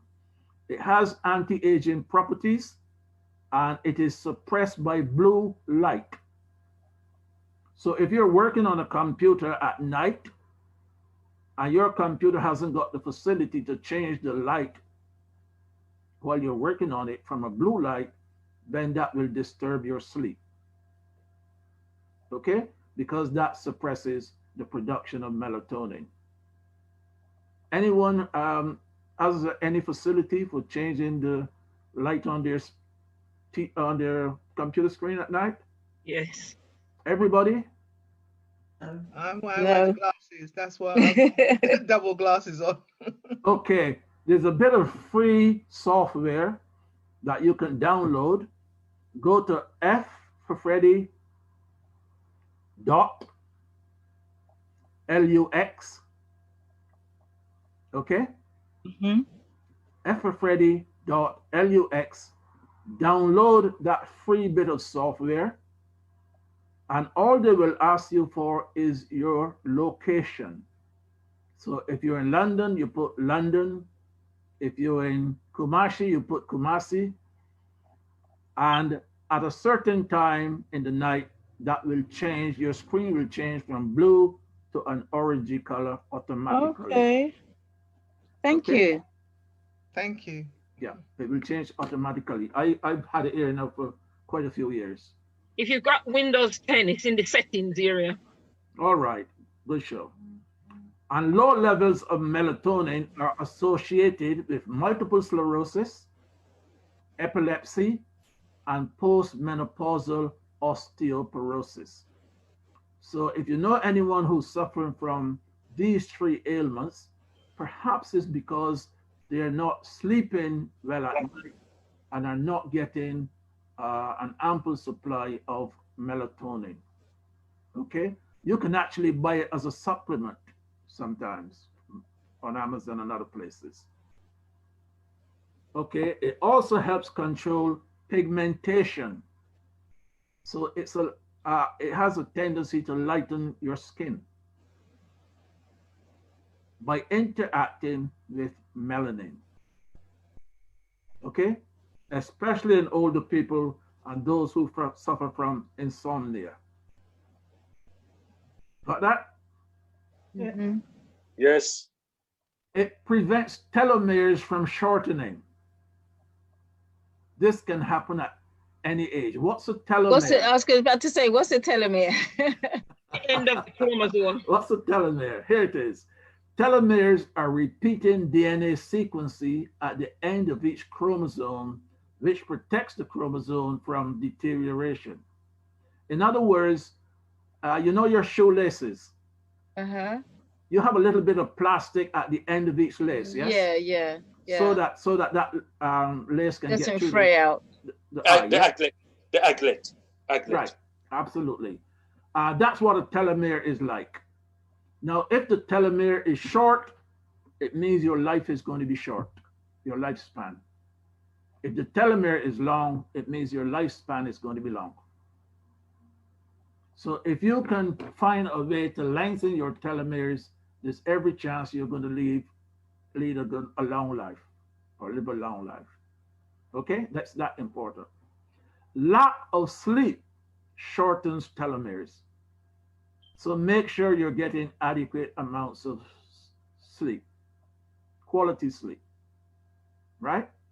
Telomeres communicate with hormones. And we all know what hormones are, yes? Yes. Okay. Production drops with age, or when you're stressed, or when you're taking beta blockers for high blood pressure, or when you're taking aspirin, or NSAIDs. Any idea what NSAIDs are? No. Non-steroidal anti-inflammatory drugs. Ibuprofen, paracetamol, aspirin. Boy. They all fall into that category, okay? Wow. Right.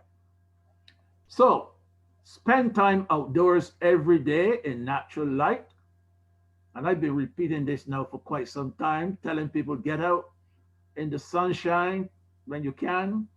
And if you have black or brown eyes, do not wear shades unless it is absolutely necessary, because you already have shades built in the type of melanin you have in your eyes. You got that?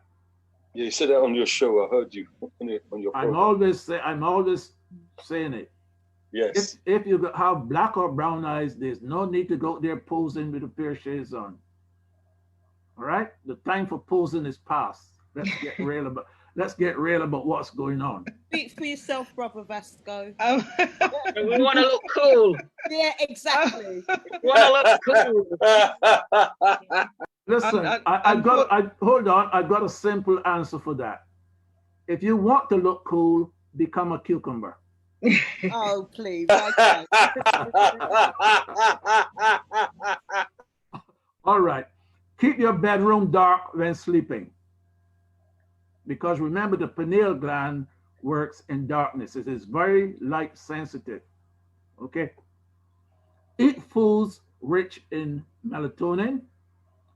Such foods, I can't mention all of them, but two here: pineapple and bananas. Do not underestimate pineapples, please. I haven't got time to go into it, but this is a super fruit. All right? Look a bit like a cone. I'm sorry? It look a bit like a cone. I just thought that. Yeah. It looks like the cone, the pineal gland, the cone. Yeah, but I said that before. I showed you a picture of a pine cone. Yes, you did. Hold on a minute. Hold on a minute. Don't worry, I'm listening to you. It's all right. They've all just woken up. That was the pine tree cone.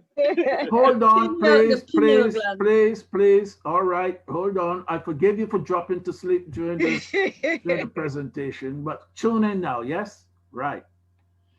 Oranges, mangosteen, tomatoes, barley, okay? And if you eat these 2 hours after dinner, you'll get the best benefits from them. Okay. All right? Incidentally, if you suffer from any kind of muscle pain or joint pains, if you eat pineapple, turmeric, and coconut, there's a very good chance those pains will reduce. All right? I've shown that in for, you're such a nice audience. Pineapple, turmeric, and coconut. Yes. Thank you. Would that be all together at the same time? Anytime. Eat them all together at the same time, okay? Okay. And don't forget, if you're using turmeric, use a bit of black pepper. Black pepper, thank you. You're the most informed audience on this show, you know that. Right. Anyhow, this is your circadian rhythm, or your 24-hour body clock that is really controlled by melatonin. Okay. Now I haven't got time. It's already coming up to 9 o'clock, and I want to get through this full presentation tonight. So let me move on. I haven't got time to go through all of this at the moment. let's look at serotonin, one of the hormones produced by the pineal gland. It's a chemical that is responsible for maintaining mood balance. So if you see someone who's a bit grumpy, it doesn't mean that that's their nature necessarily. That person could be a shift worker, working at night when they should be sleeping and trying to get some sleep during the daytime and disrupting their 24-hour body clock. And therefore, the serotonin that should be produced by the pineal gland isn't being produced in the quantities necessary. Okay? Yeah. It is manufactured in the brain and in the intestines. The majority of the body's serotonin, between 80 to 90%, can be found in the gastrointestinal tract, in your guts. Serotonin that is used inside the brain must be produced within it. So the brain produces that serotonin for itself. It affects your mood, your social behavior, your appetite and digestion, your sleep, memory, sexual desire, and function. All right? An association has been made between depression and serotonin. So when people are depressed, it is possible that they are low in serotonin. Okay? Scientists remain unsure whether decreased levels of serotonin contribute to depression or depression causes a decrease in serotonin levels. We don't know whether the chicken came before the egg or the egg came before the chicken. All right? Research is ongoing as the role of serotonin in obesity and Parkinson's disease. Move on. Can I just ask a quick question? It has to be exceptionally quick and short. What about someone who's got narcolepsy? I'll attempt to answer that at the end of the presentation. Okay. All right? All right, thank you. Researchers believe that vitamin D3 increases production of serotonin. It is a chemical neurotransmitter that regulates mood, appetite, sleep, blood clotting, digestion, memory, and other functions. It is also necessary for normal brain development. Serotonin is critical to brain cell growth. A shortage of it can lead to many of the classic symptoms of autism. They include lack of impulse control and inability to develop socialization skills. When you're going to take serotonin, the recommended dose is 5,000 international units per day. But a lot of us are in a good mood. We don't need serotonin, do we? Not artificial one. No. Right. And then we come to this one, DMT, also known as the spirit molecule. Benefits of DMT: it increases your self-awareness. It tells you who you are, what you are. You know, you have a feeling of self being, of self. You know why you're here. Yes. You know your purpose in life. Yes. Yes? That's what DMT does. Okay? It's a hallucinogenic when taken orally. That's why a lot of film stars and celebrities go down to Brazil and places like that. And there's a vine down there that they boil and drink to get the same feeling that the DMT would give you naturally. So they start seeing beings from different realms. Okay? And that is an artificial way of doing it, not God's way of doing it, not the Creator's way of doing it. The Creator's way is that you decalcify your pineal gland, yes, so it works properly and produces the DMT. It occurs naturally in animals, plants, and the human brain. Let me tell you something else about DMT that is not generally known. Although DMT is present in the human body, there are two occasions when it increases in abundance. The first one is when a little egg is fertilized by a little tadpole, so that a new life comes into being. And the second one is when a person passes. What do you think it is? Spirit. Thank you. When you're born and when you die, there are two heavy influxes of DMT. Okay? When the spirit comes in and when it leaves. It brings about emotional awareness. It promotes a deeper connection to all living and non-living organisms, including people. The above effects are experienced by those who meditate deeply. It's made of carbon, hydrogen, and nitrogen, and is seen as a cousin to serotonin. So that's the third hormone that's produced by the pineal gland. And the last one, the fourth one, is melanin. Okay? Melanin has broad absorption spectrum. It can absorb many, many things. It absorbs thousands of times more electromagnetic radiation, also known as photons, than chlorophyll.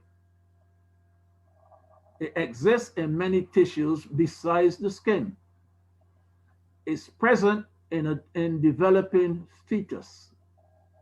And if you look at an image of a developing fetus, you'll see that the eyes are black and the rest of the body may be a lighter complexion.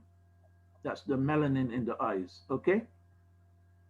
Thought to be a master molecule for steering biological processes in the body. And its health effects are still being researched.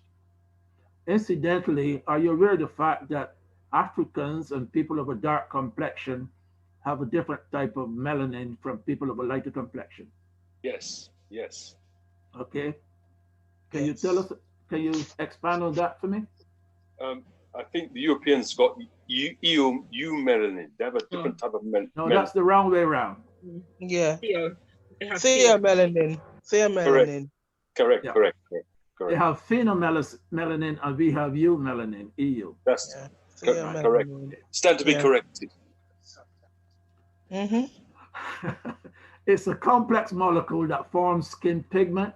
It's found in many tissues, many body tissues, brain, and your adrenal glands. It gives chaga its brown color. You know what chaga is? No. Mushrooms of some type. Mushroom. Thank you so much. Go to the top of the class. 35 years ago, they had a nuclear disaster in Russia called Chernobyl. Remember that? Yeah.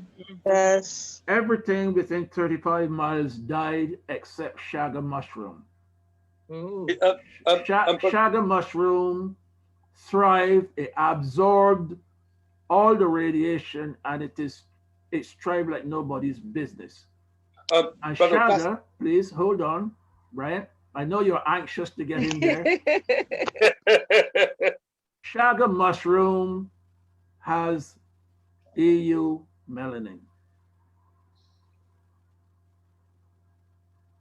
Is that what they used back in the 1960s? Mushrooms for psychedelic? No, they were using magic mushrooms, something different. Oh, okay. Right. Okay. Now listen to this. The melanin helps to repair DNA in your body cells. What's under attack today? DNA. Thank you. Your DNA is under attack. Okay. It's a powerful free radical scavenger and antioxidant. Okay. And it sets chaga apart from other medicinal mushrooms. The fact that it contains melanin, EU melanin, sets it apart from other medicinal mushrooms. Okay, positive effects of melanin and chaga. Photo and radioprotector activity is due to the non-radiative absorption of radiation by polyconjugated systems in the entire frequency range. In other words, because of its melanin, it will absorb any kind of frequency. So our dark skin will absorb any kind of frequency without necessarily harming us. Okay? Chagas melanin appears to protect against radiation effects and may also include radio frequency radiation. Radio frequencies radiation, yes? Today, there are increased amounts of electrosmog from cell phone radiation and computers, which we are sitting in front of at the moment, and television sets, which some people watch in their bedroom at night and that kind of stuff. It protected mice against gamma ray irradiation for 305 days versus 186 days in control mice. So when they got chaga mushroom, they lived longer against radiation. So you can see how important EU melanin is, right? Because that's what chaga mushroom is made up of. Okay. I can't see the top of this, but can somebody just read it out for me?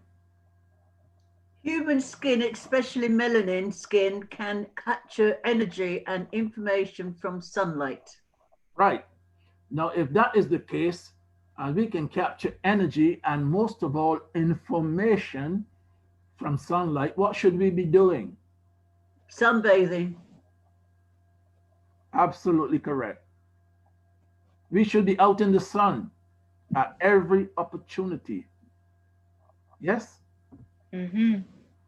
Intention manifests as electric or magnetic energy producing an ordered flux of photons. Remember, photons are light energy and information. So we want to get out in the sun, right? Have good intentions, and we will then generate that energy because we're going to need it. You'll see in the second half, we're going to need it. The sun and the moon affect biophoton emissions through gravitational influences. So the same way the sun and the moon affect the tides and the farmers when they're planting and all of that, they also affect bio, means body, photons, the light energy within our bodies. Okay? So that's why we should be in the sun. EZ water, H3O2, builds from light. It is more viscous, which means thicker, than an alkaline than ordinary water.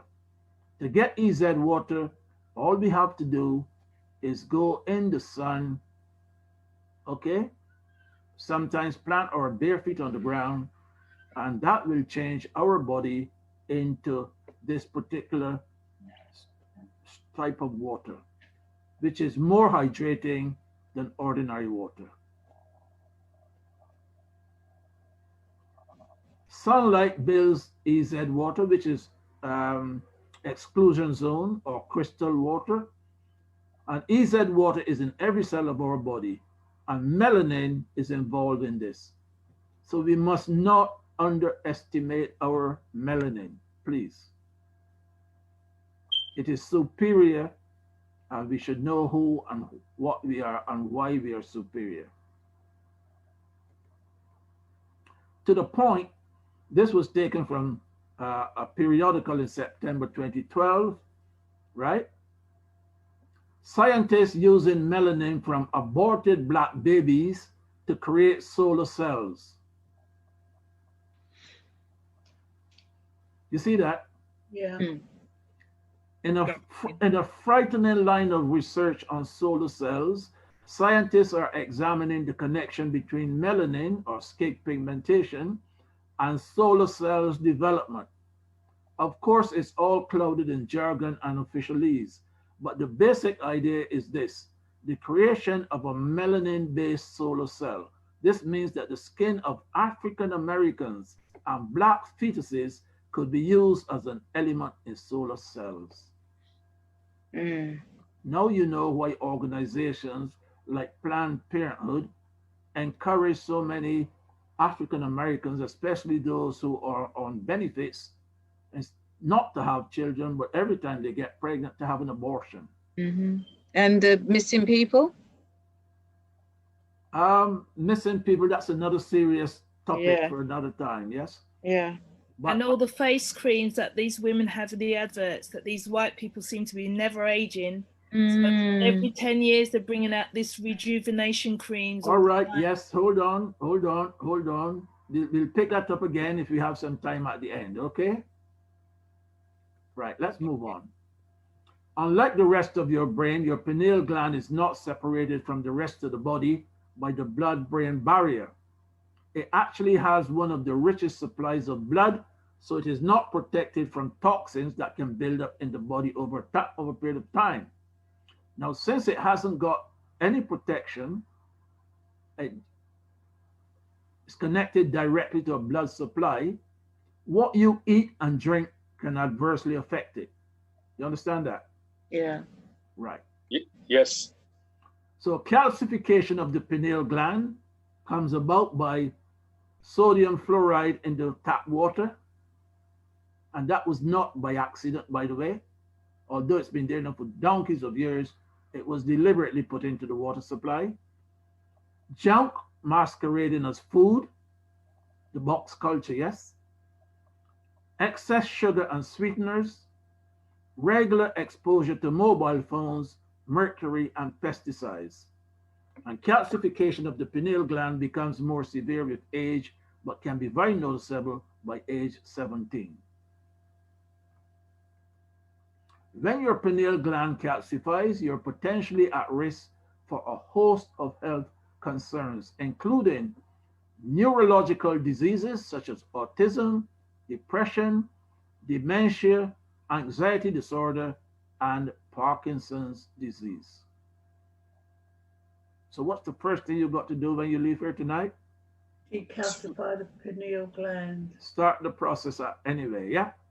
Don't use a device. Don't use it. You don't use a device too often. Okay. When you do that and your pineal gland starts to vibrate at a higher frequency, and you can tell me what that frequency is if you've listened to any of my presentations over a period of time. No? 480. 432. 432. Somebody goes to the top of the class, please. Me. Okay, the awakened man and woman. People are afraid, very much afraid, of those who know themselves. Man, know thyself, yes? And when I say man, I should say mankind. Yeah. Indeed, Right? indeed, I'm not being sexist. indeed. They have a certain power, a certain aura, and a certain magnetism, a charisma that can take out a live young person from the traditional imprisonment. In other words, if we were awakened, we could then take our young people from this traditional imprisonment of the matrix or 3D. But because we are there ourselves in that same imprisonment, we can't take them out. Yep. Yes.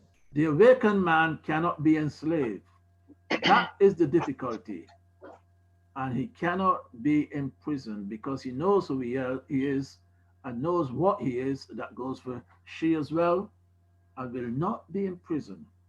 The awakened man is the greatest stranger in the world. He does not seem to belong to anybody. No organization confines him, no community, no society, no nation. Doesn't mean he doesn't work within his community, but he knows and she knows who they are and what they are. And they live by their truth. Got it? That's true. Freedom. Freedom. That's freedom. And once you become aware, awareness brings realization. Realization causes an awakening. Awakening will bring you to an enlightened state. Yes? Is that word there again? Light? an enlightened state.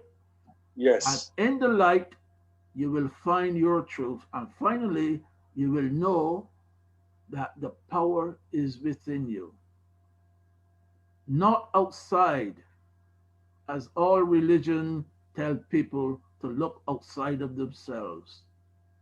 The power is within. You got that? Yes, absolutely. Right. So let's look at a different aspect of the pineal gland. We've seen the physical side. Let's look at the metaphysical side. Our pineal gland is either calcifying and removing us from God's presence, or it is crystallizing and is moving us towards God's presence. As we purify our blood, we rinse our brains. Yeah.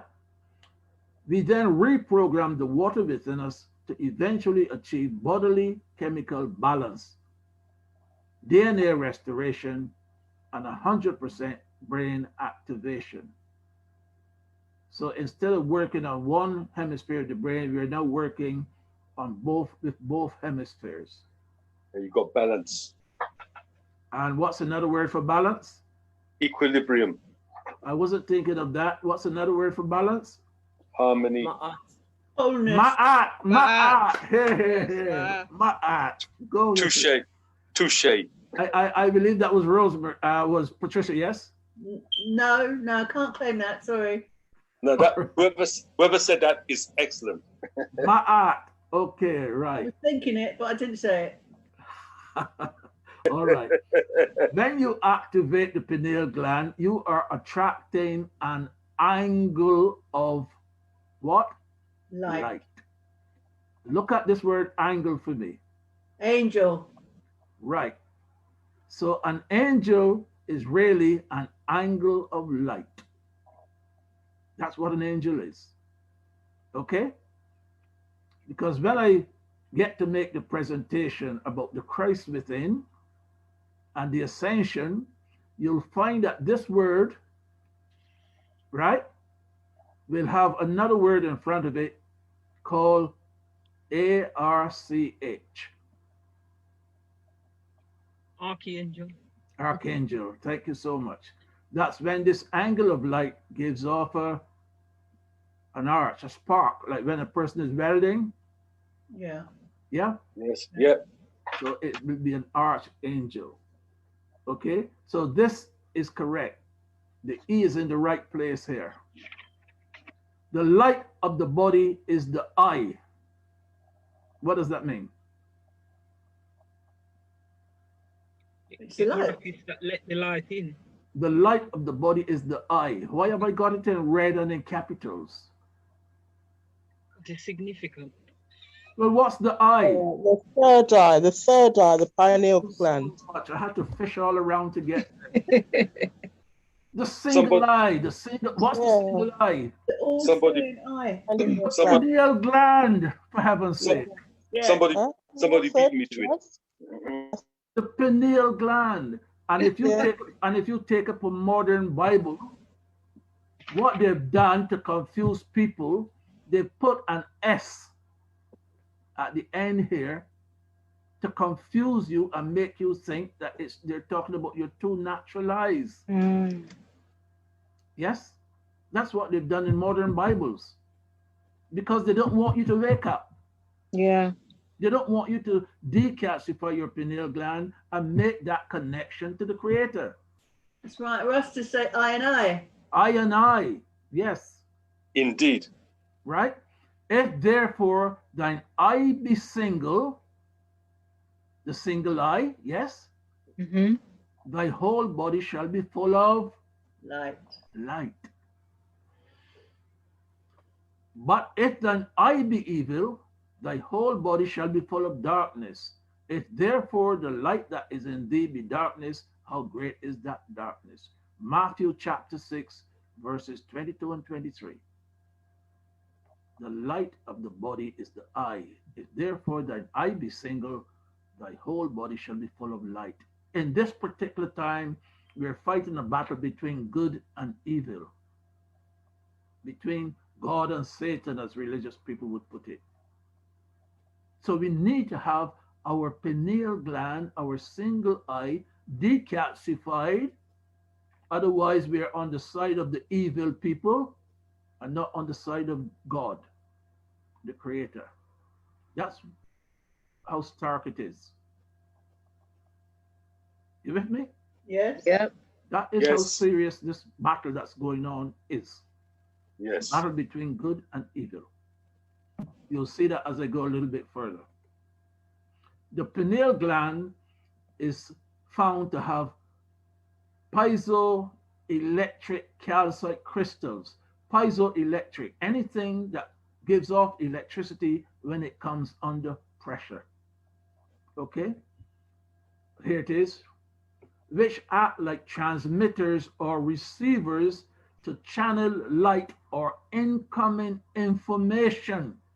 That's what your pineal gland does. And it comes under pressure. It channels light and information. It helps you to download from the Creator. Okay? True waves from the center of the galaxy or any other resonating trans-dimensional entities. So you're tuning in. Bear this in mind. True waves from the center of the galaxy or any other resonating trans-dimensional entities. This is important. Is that like 5G? Thank you so much, Patricia. Or not only 5G, but what else? All energies, really. The so-called vaccine, the jab. Because it's not just a it's not vaccination that will help your body that they're putting into you. Have you seen the video with the woman who got the jab and was able to put a magnet there on her arm and the magnet stayed there? Yeah. Yes. Why do you think that is? The chip. Because there's something metallic. Yeah. In the skin, yeah. In there. Also, the man that connected the Bluetooth after the vaccine. Why would they put something metallic in your body? Control you electronically. To control you electronically, right? Yeah. But it's worse than that. Cut off your God gene, as they say. Thank you, Auntie Jane, to cut off your God gene. And what it's going to do, it's going to make all these people who had the jab transmitters and receivers. This is where transhumanism comes in. Right. You understand what shedding is all about? Yeah, you exuding. I took you through that when people who had But the not jab.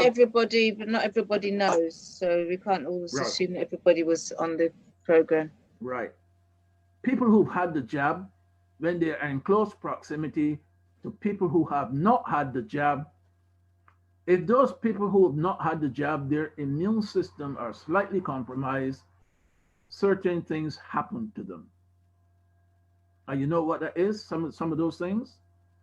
Women who've gone through the change suddenly start bleeding again. Yeah, yes. It's disrupted. It's disrupting, right? The menses. There's even a report of a 22-month-old baby started bleeding. Oh gosh. Her parents had the jab. And they were cuddling her. So what is happening is that the frequency from whatever that metallic thing is sending off is interfering with the frequency of the pineal gland in the parents. Yeah. And sorry, and the child, it's a contest of frequencies. That's why everybody who's had the jab, yes, is likely to be a biological bomb walking up and down. A time bomb. Yes. And the experts say the longest they will live is 3 years. Boy. Right, let's move on. The pineal gland is the stone the builders rejected. When it is not stimulated by meditation, it is a sandy consistency. When it is stimulated, it becomes like a small stone. Yeah. Okay. Everyone, therefore, who hears these words of mine and does them, I will liken him to a wise man who built his house on a rock. Matthew chapter 6, verse 24. Yes, yes. Yes? You build your house on a rock. In other words, you decalcify your pineal gland, and when you meditate, it becomes a rock. That's where you're going to build your house. Remember, this is not physical, this is metaphysical. Yes. Spiritual, yes? The pineal gland is also responsible for your DNA. And what are the evil people trying to do? Change your DNA. Within the pineal gland is the master cell, which controls all other cells in the body. And within the master cell is the chromosome that is the heart of DNA. You see how important the pineal gland is? Yeah. The body works through light, which flows through cells. Biophotons and photons of light in the ultraviolet and low visibility light range that are produced by a biological system. Yes? Yes. Can't see the next word there. The body emits more than 100,000 light impulses or photons per second. In fact, every day, your body makes 3,000 movements in your cells just to keep you alive. And at each operation of a cell, there's a spark of light. So you are light. We are all light. Okay? Yeah. Yes. Yes. These light emissions are not only emitted by humans, but by all living things. Whether you're animal, a reptile, or what have you.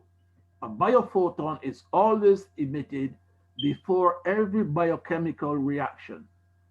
And without this signal, there can be no chemical reaction. So we are light. The body uses biophotons, yes, bodily energy and light, as information packages to send signals from one point to the other. They carry information about the state of the body and have different light signals for healthy cells and unhealthy cells. Okay? Human beings are essentially light. Only living things emit light. Light is life. Dead bodies do not emit life. Okay? Matthew 4:16, the people who sat in darkness have seen a great light. Yes. In darkness, there is even light in there that your eyes and my eyes cannot see. Okay? That's photon. Light energy. We can't see it with the two natural eyes, but it's there.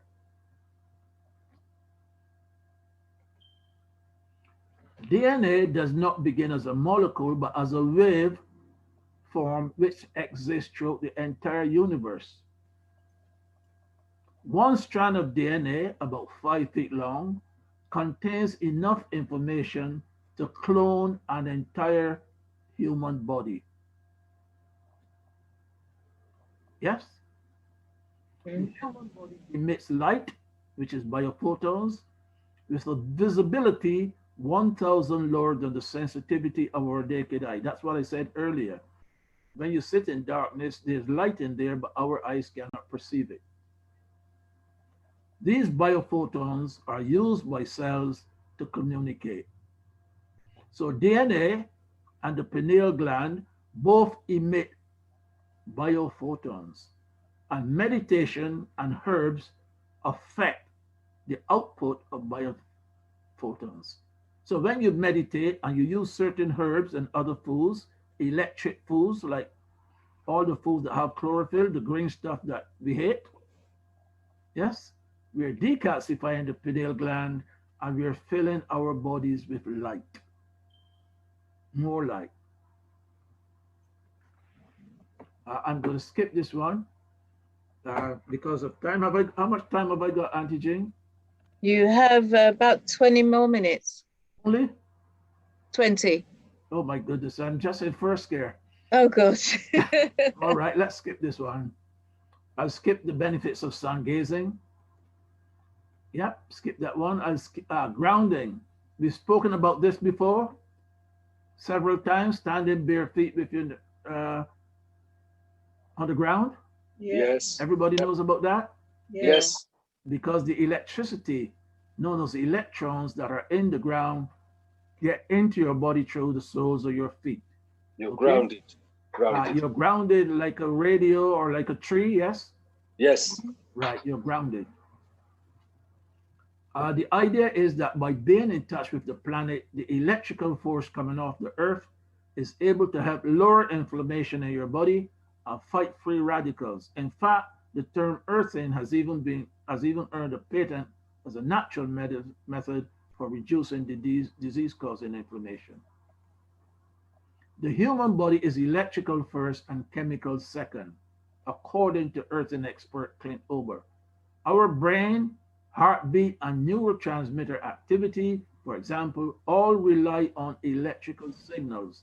So when our electricity is off, in other words, when we don't stand on naked ground, so can certain aspects of our health. Right? So the health benefits of earthing: it reduces inflammation, it helps reduce your stress hormones, it helps you to sleep better. When you sleep better, your pineal gland works better, right? Yes, It definitely. increases your energy, it helps to lower pain, and what else does it do? Look at this. Repairs the DNA. And what does that jab do? Destroys the DNA. There you go. Somebody beat me to it. I'm giving you the information, yes, to help you with this current situation. Take it seriously. Okay, now you don't have to go out of doors to get these photons, okay? Unlike having to go outside to get the electrons. When you put your bare feet on the ground, you get the electrons coming in, but you can stay indoors and look at the sun at certain times, okay? When it's just coming up or when it's just setting, and you can get the photons coming into your eyes through the glass because they can pass through glass, okay? Yes, yes, yes. Right. What happens when you do both at the same time? You put your bare feet on the ground and you're outside now and you're looking at the sun.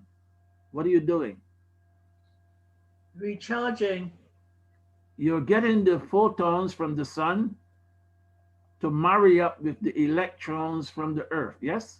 Yeah. So what you have there is a wedding. Correct? Have you got a wedding? Okay. Yeah. Yes. You got the bridegroom and you got the bride. Am I right or wrong? Yeah. You're right. Well, at the end of this, honeymoon time. Sorry? As in honeymoon time. Well, at the end of this presentation, remind me to tell you a little story about the bridegroom and the bride. Oh. And it's nothing erotic, okay? Oh, it's a shame. All right, good. Let's move on. Now, this word contagion is the current word for when people have the jab and they're spreading the side effects of that jab to other people. Remember I spoke about that only a few minutes ago? Shedding. Shedding, okay? Right, shedding, yes? Yeah. Yes, yes. The byword now is contagion, right? Massive headaches, microclots and sudden bruising throughout the body, exceptionally heavy menstrual cycles among both the young and postmenopausal women, miscarriages, yes, babies 8 months old still in the womb are suddenly dying and being miscarried, reduction in breast milk, sterility among both women and men, household pets dying shortly after the owners get the jab. Wow. They don't use vaccine because it's not a vaccine. So they use the word serum or jab. Okay? Yeah. Contagion is when it's spreading. Now, here's something of interest. In the news recently, somebody had a little 5-month-old dog that was given to them and it just died. Wow. They were vaccinated, yeah? The queen. The person was vaccinated, yes. Yes, the queen was vaccinated. Right. Now, there's also a saying that if your dog dies when it's young, watch yourself. Is it? I say no more. They've been predicting 4 months longevity. Wow. Okay? Read what I'm saying, okay? I don't have to explain it. I think you did just say it was 3 years. Sorry? You just say it was 3 years. But she just had a dog that died. Corgis, yeah? A royal corgis. All right, yes. Okay. Listen to this for a little bit, please. I can't play the whole of it because I'm out of time. I hope you can hear it.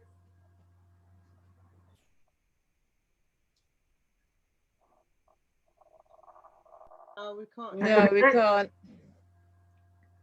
Can you hear it?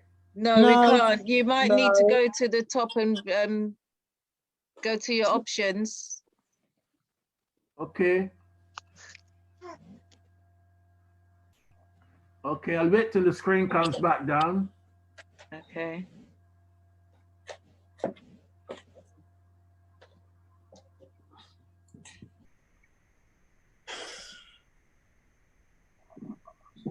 Does it come down? I stuck the penny. Now, what do I have to do here again? Go to the top and go to your options, view options, and click on that. The down flap should come down. It should be right at the bottom. You see computer sound. At the bottom. Yeah, of the flap down. Because when you click on it, you should have a list. You mean those 3 little icons? A drop down, yeah. Click on those or more. Have you got more? Okay. And you should have a drop down menu. Okay, I'll see if I can find the drop down menu. It came down just now, but it disappeared. Okay. It seems to do it when it wants to, yeah? Use the cursor, move your cursor to the back up to the top and see if it clicks down. Nope. Here it is now. It says more. Yeah, go down the drop down menu and see if you see the computer sound and click on that. Hold on. Nope. Nope. Computer sound. Don't see it here. Usually at the bottom of the drop down menu. Nope.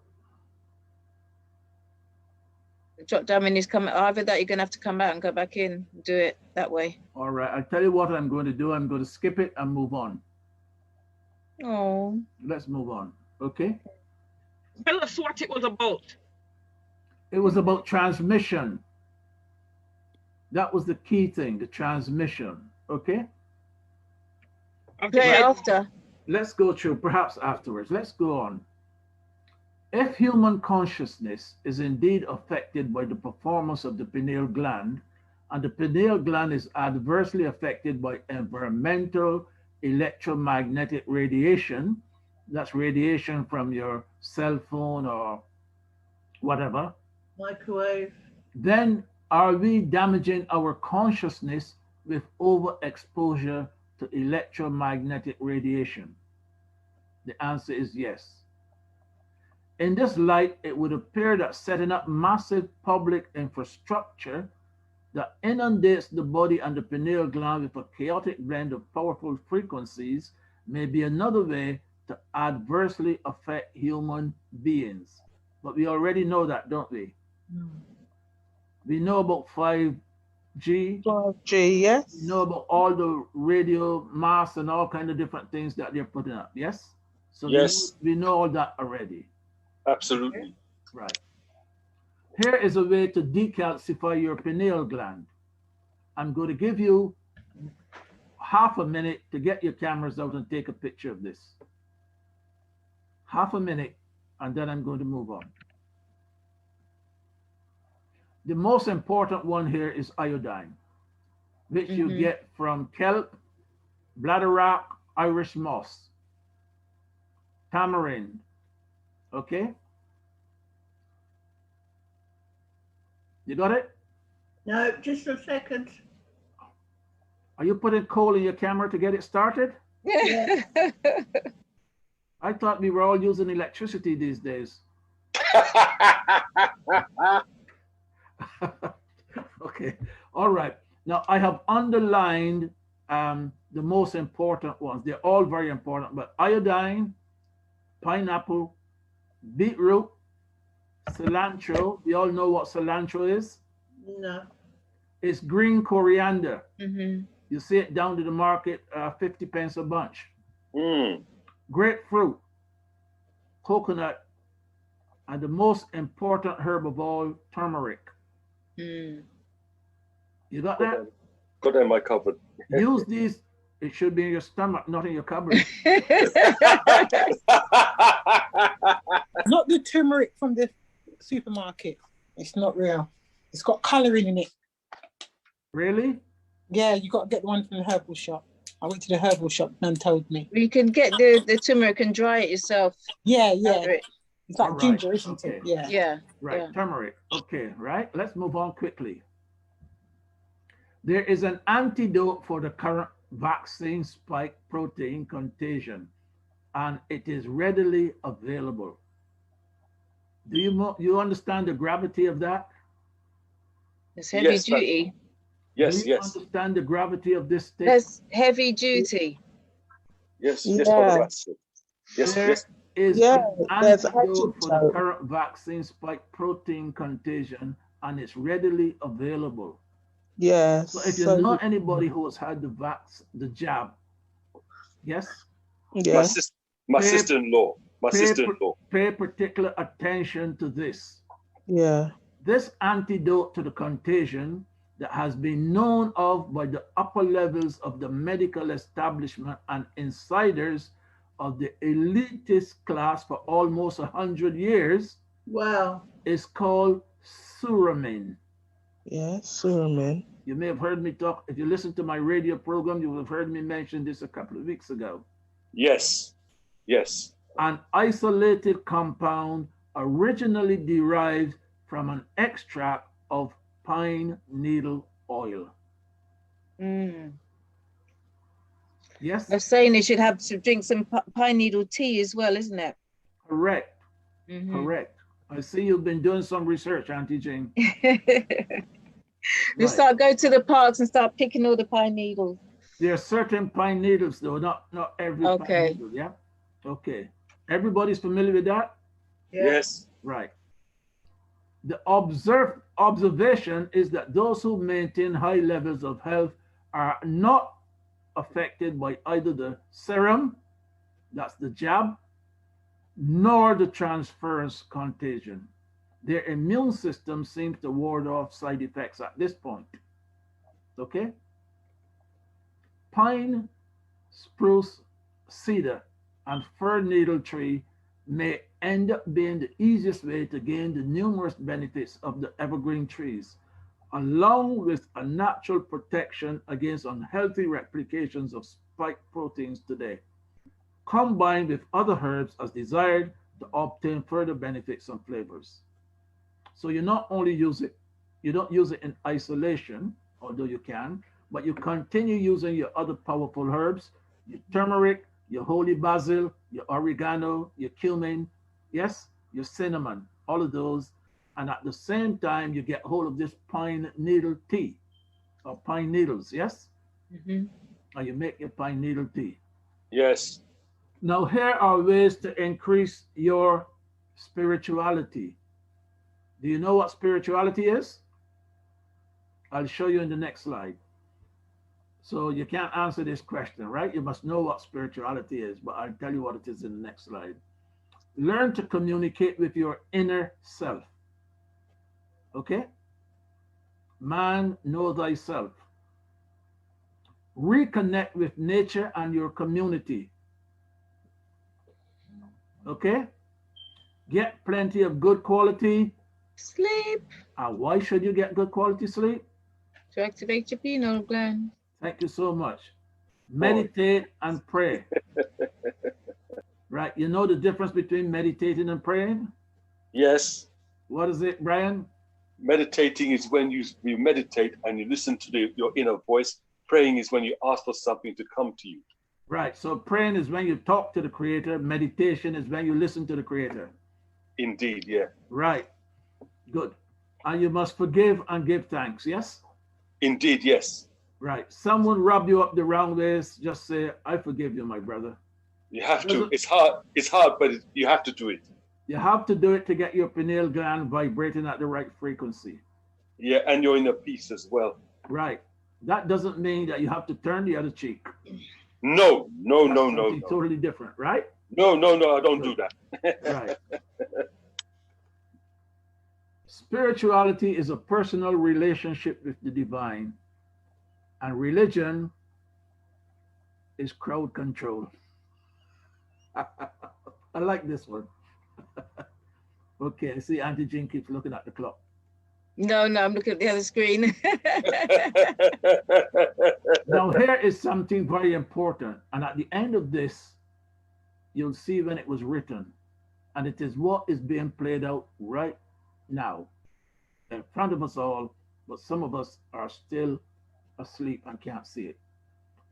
In the future, we will eliminate the soul with medicine. Hear that? Hear what they're going to eliminate? Wicked. The soul. Wicked.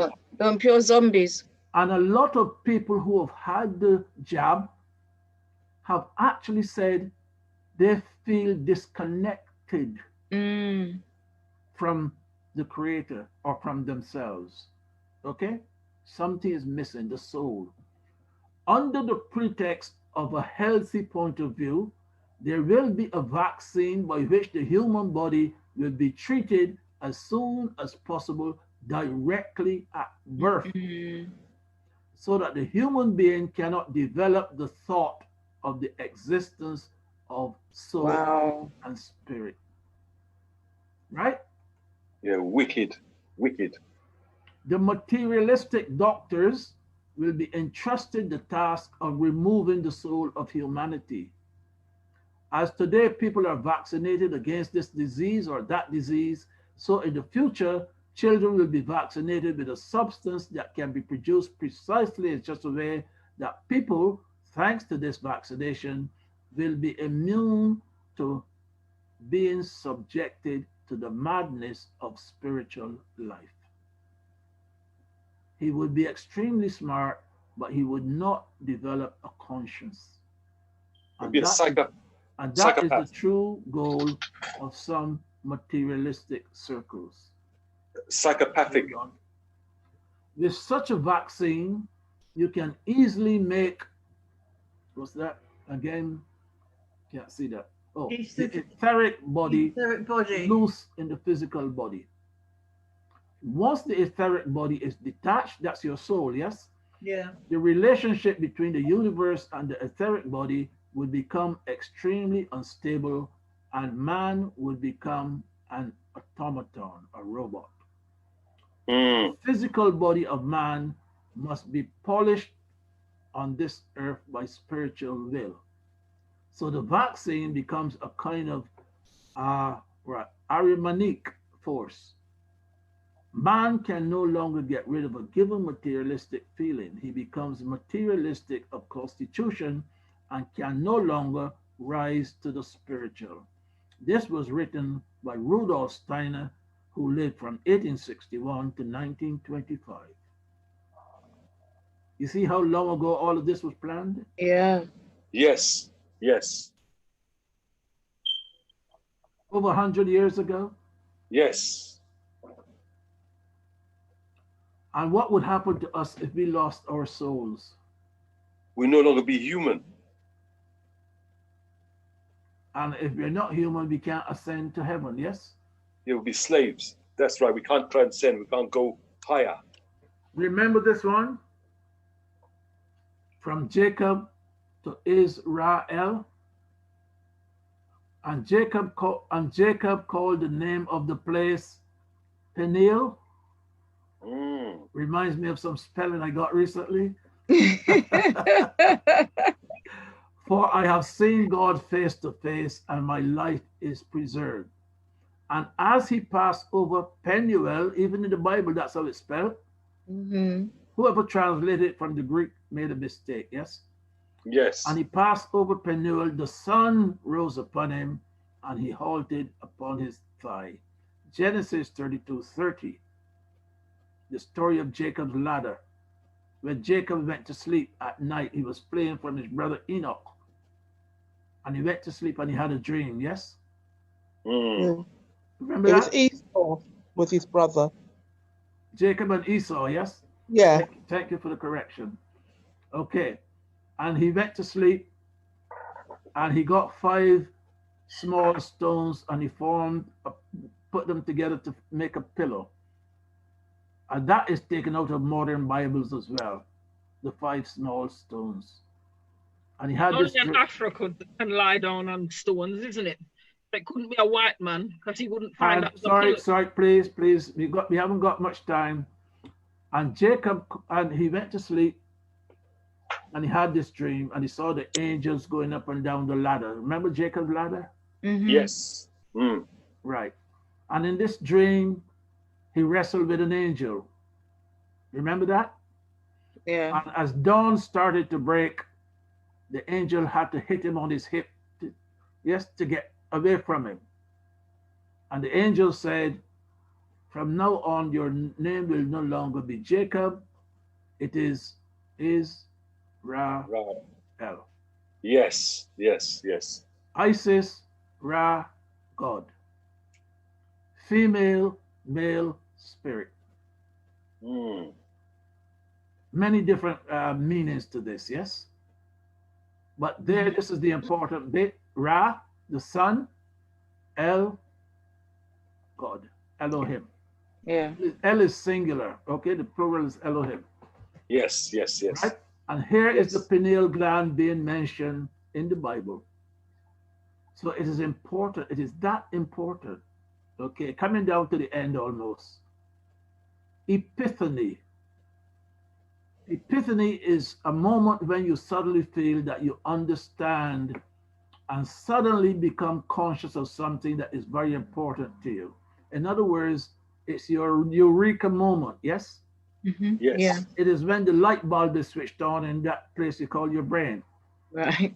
Okay? When you say, got it. Yeah? It's a powerful religious experience. And the Bible gives one such case, the conversion of Saul to Paul on the way to Damascus. You familiar with that? Yes, I know that story. Yes. Oh my goodness me. What a lot of people who don't read the Bible.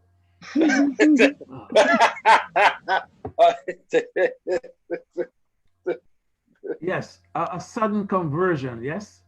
Yes. Right. The word comes from the Greek language and means to show, referring to Jesus being revealed to the world on the 6th of January. Yes, the 12th day after Christmas. Day. Yes. And you know you have for those of you who celebrate Christmas, you take down the decorations in your house before the 12th. Yeah. You'll have That's that clock. That's correct. Yes. Yes. Yes. Yes. Right. Yes. And this 6th of January In the Catholic Church, yes, it is called Epiphany. Okay. And here's something that might wake you up. Another name for the pineal gland is epiphysis. Okay. You see all this connection? Mm-hmm.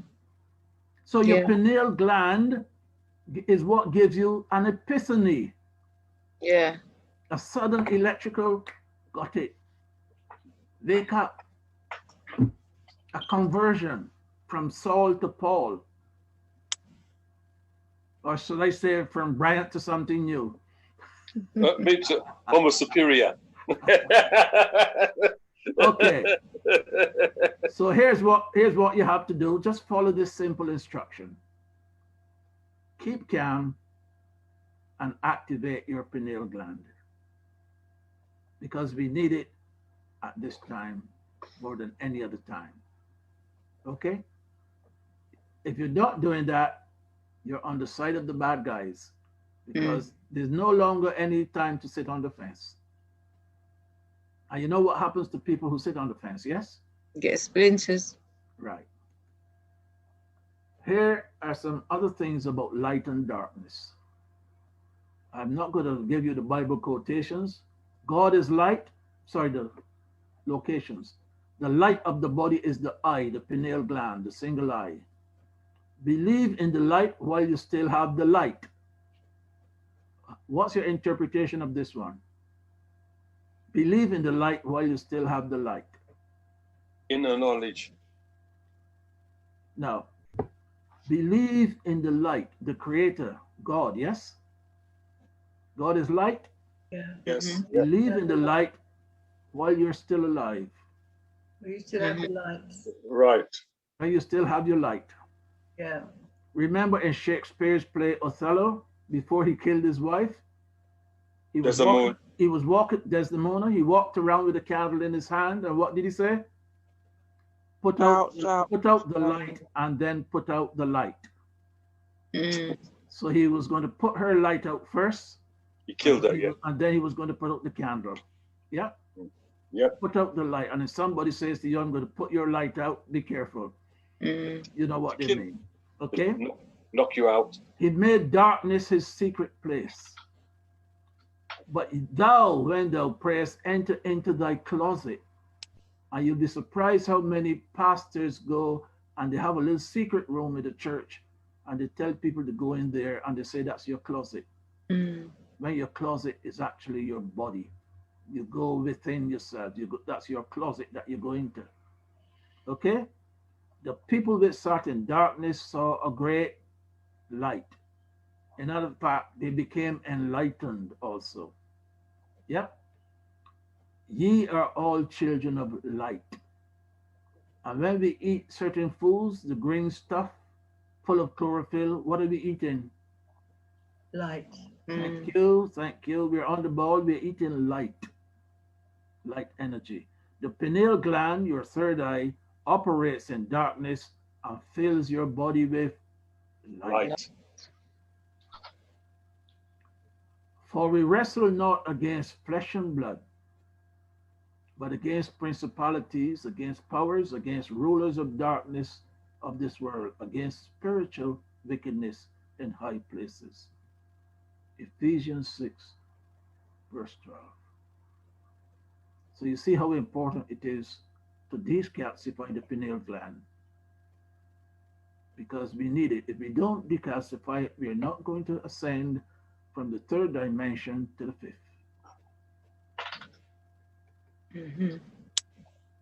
Okay? That's brilliant. That's absolutely brilliant. Can we go back and look at that slide? Which slide was that? The one that wouldn't play. All right, okay. So you'll have to come back out and go back in and then click the two buttons at the bottom left-hand corner. All right, before I do that, can I tell you the joke about the wedding? Go ahead. It's very relevant. In mythology, the planet Uranus, which is now in vogue and putting down a lot of spiritual energy on this earth, which controls the age of Aquarius, the spiritual age, which we're in now. Okay? Uranus was married to Gaia, G-A-I-A, which is the earth, Mother Nature. Okay? Yes. And they had some children. And one of those children was Saturn, also known as Satan. Satan. Okay?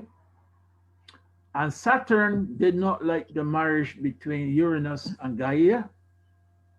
So he got a sickle, which represents time, and he castrated Uranus and took Uranus's place as the son of heaven, the S-U-N of heaven. Okay? Along comes Venus. Who is she? Venus? Goddess of love. Love. Yes. Along comes love, and working in tandem with the Cyclops. Who are the Cyclops? The pineal gland.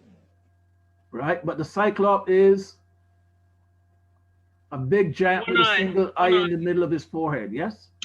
Yes, the pineal gland. The pineal.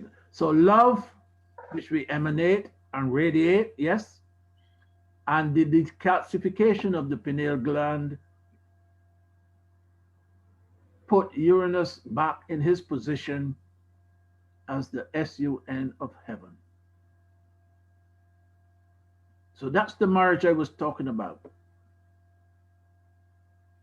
The marriage of Uranus, who controls the age of Aquarius, to the earth. And what is happening on the earth at the moment? Lots of earthquakes, volcanoes, floods, everything that's going on, yes? Yeah. All controlled by Uranus, the great disruptor.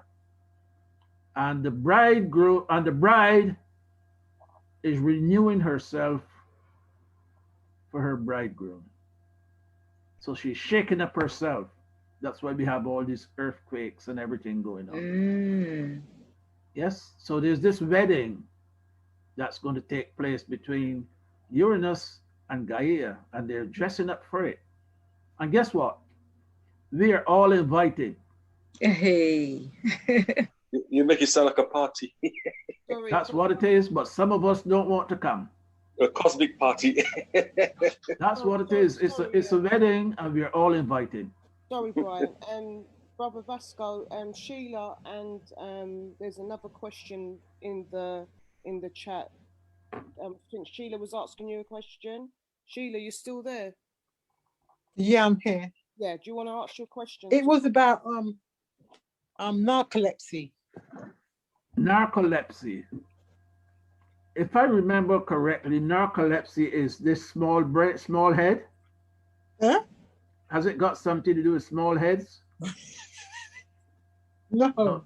Tell me it's like when someone just falls asleep, like dropsy. Or dropsy. They just drop asleep, anywhere. Right. Okay.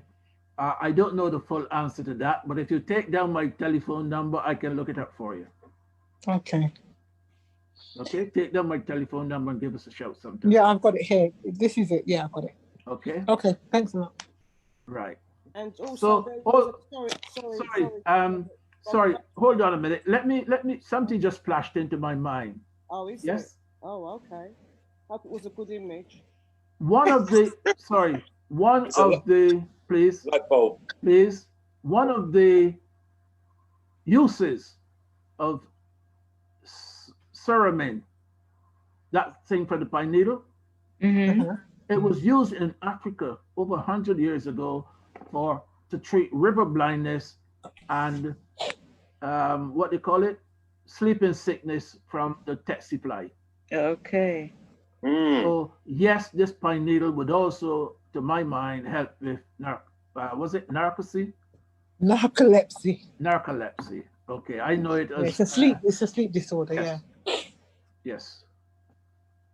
So it should. Okay. Pine needle. Yes, because it was used over 100 years ago for sleeping sickness in Africa.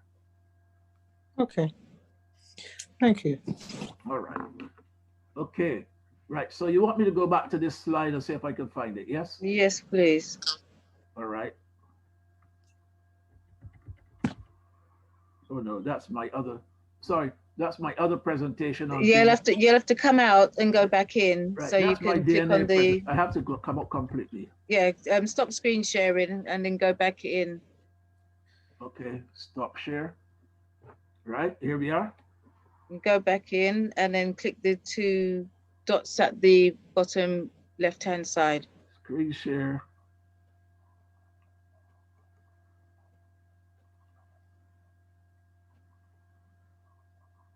Okay.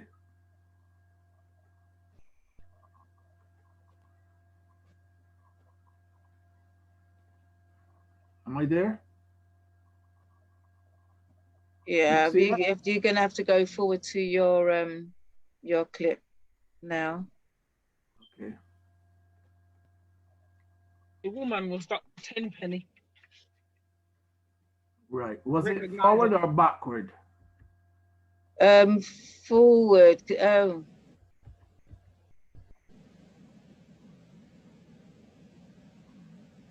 That one, Coach Dave. Yeah. Non-stop for like forever. Now? And Dr. Sherry, Yes, to think that was you would it, get up yeah. this early in the morning to join us is really, really kind of humbling to us. And we have a lot of people who are really, really looking forward for you to be here and the opportunity to hear you. So, Dr. Sherry, here's what I'm going to do. I want you to just take about 10 minutes or whatever you want to do and just tell us exactly what's going on with this vaccination. And then I'd like to open it up to questions. There are a lot of people who never, ever get an opportunity to ask somebody like you questions. And rather than me hogging the microphone, as I always do, and walking all over my guests, I'm going to zip up my mouth and I'm going to invite people in. Is that good with you, Doc? Yeah, can you hear me okay? Yeah, we got you great. You look. Okay, I'm trying to figure out your screen here. Yeah. Well, they're all over the place, aren't they? So what you want to do, Dr. Sherry, of course, I'm not looking at your screen. If you click on your name, if you find yourself there and hit pin, then you'll end up on the screen. Otherwise, don't be distracted by it, because I don't see what you see. Let's not waste time on that. Know this, that everyone in here can see you and hear you. Okay. All right. Well, that's important. Well, good morning, everybody. And you have to know how much I love Dave to get up at 6 o'clock in the morning to do this. Amen. Thank you, Doc. Because I'm the type of person I'd rather stay up 10 minutes later than night than get up 5 minutes early. I mean, morning is not my gig. I usually go to bed, as a general rule, somewhere between 1:30 and 2:30, and I generally get up somewhere between 7:30 and 8:30. So you have to know how much I love you, Dave, to get up at 6 o'clock in the morning to do this just for you and your audience. Thank you, dear. These folks are all woke, Doc, so you're talking to a good crew this morning. That's awesome. Well, I'm not so sure that I want to spend a whole lot of time talking. I think that we've got, 50 minutes or so, that maybe we should go straight to Q&A unless there's something specific you want me to talk about. No, well, go ahead. So folks, raise your hand if you want to ask Dr. Sherry a question. But Dr. Sherry, I'm going to ask one that somebody already sent to me here already this morning. That sounds good. And that question is, most of our audience is aware of shedding. But okay, let me stop you right there. It's not shedding. Okay. Okay.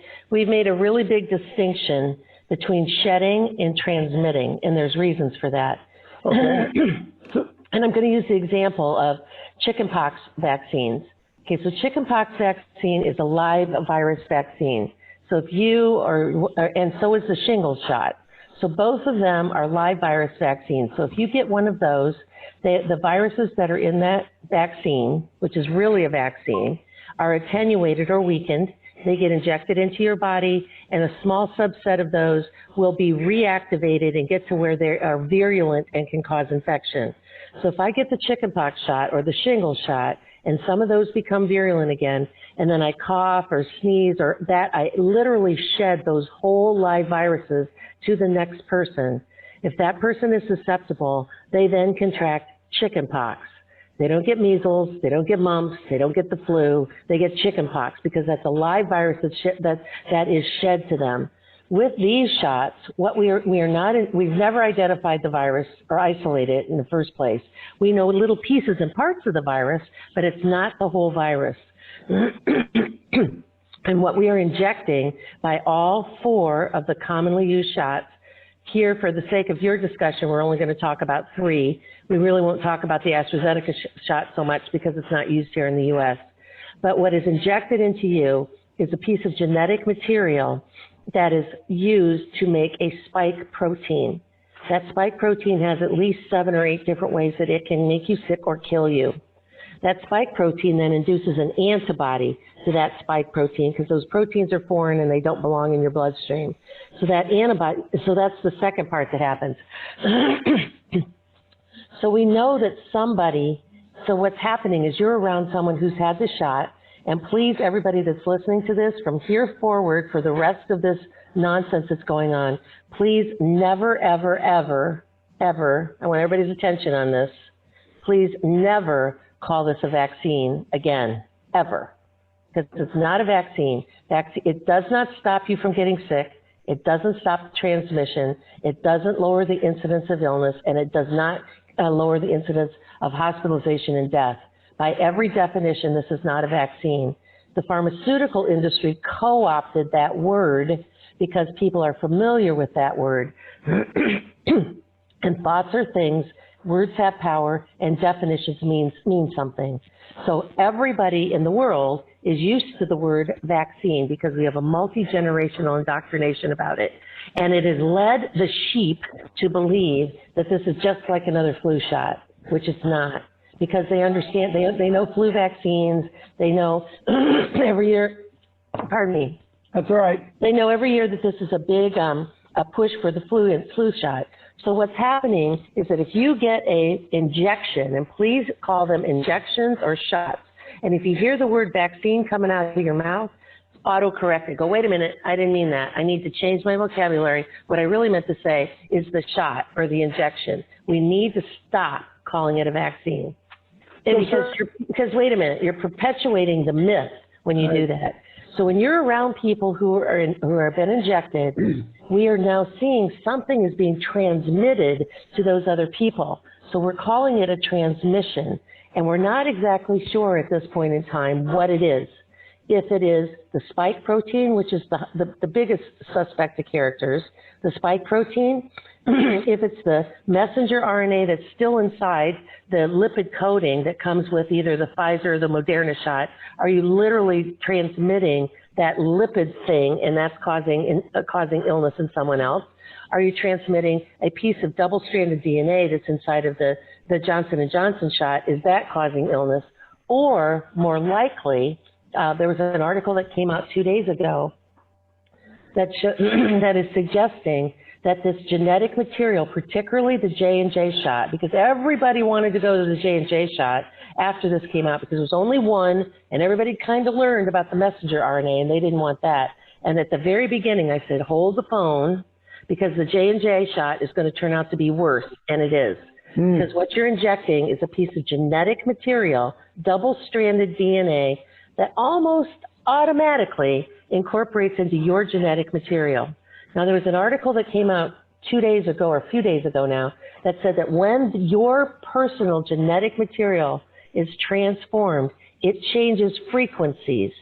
And there is there's a theory now, not proven yet, but a theory that what happens is the people that get injected, that double-stranded DNA and that spike protein goes into their genetic material, transforms it, and it becomes a broadcaster.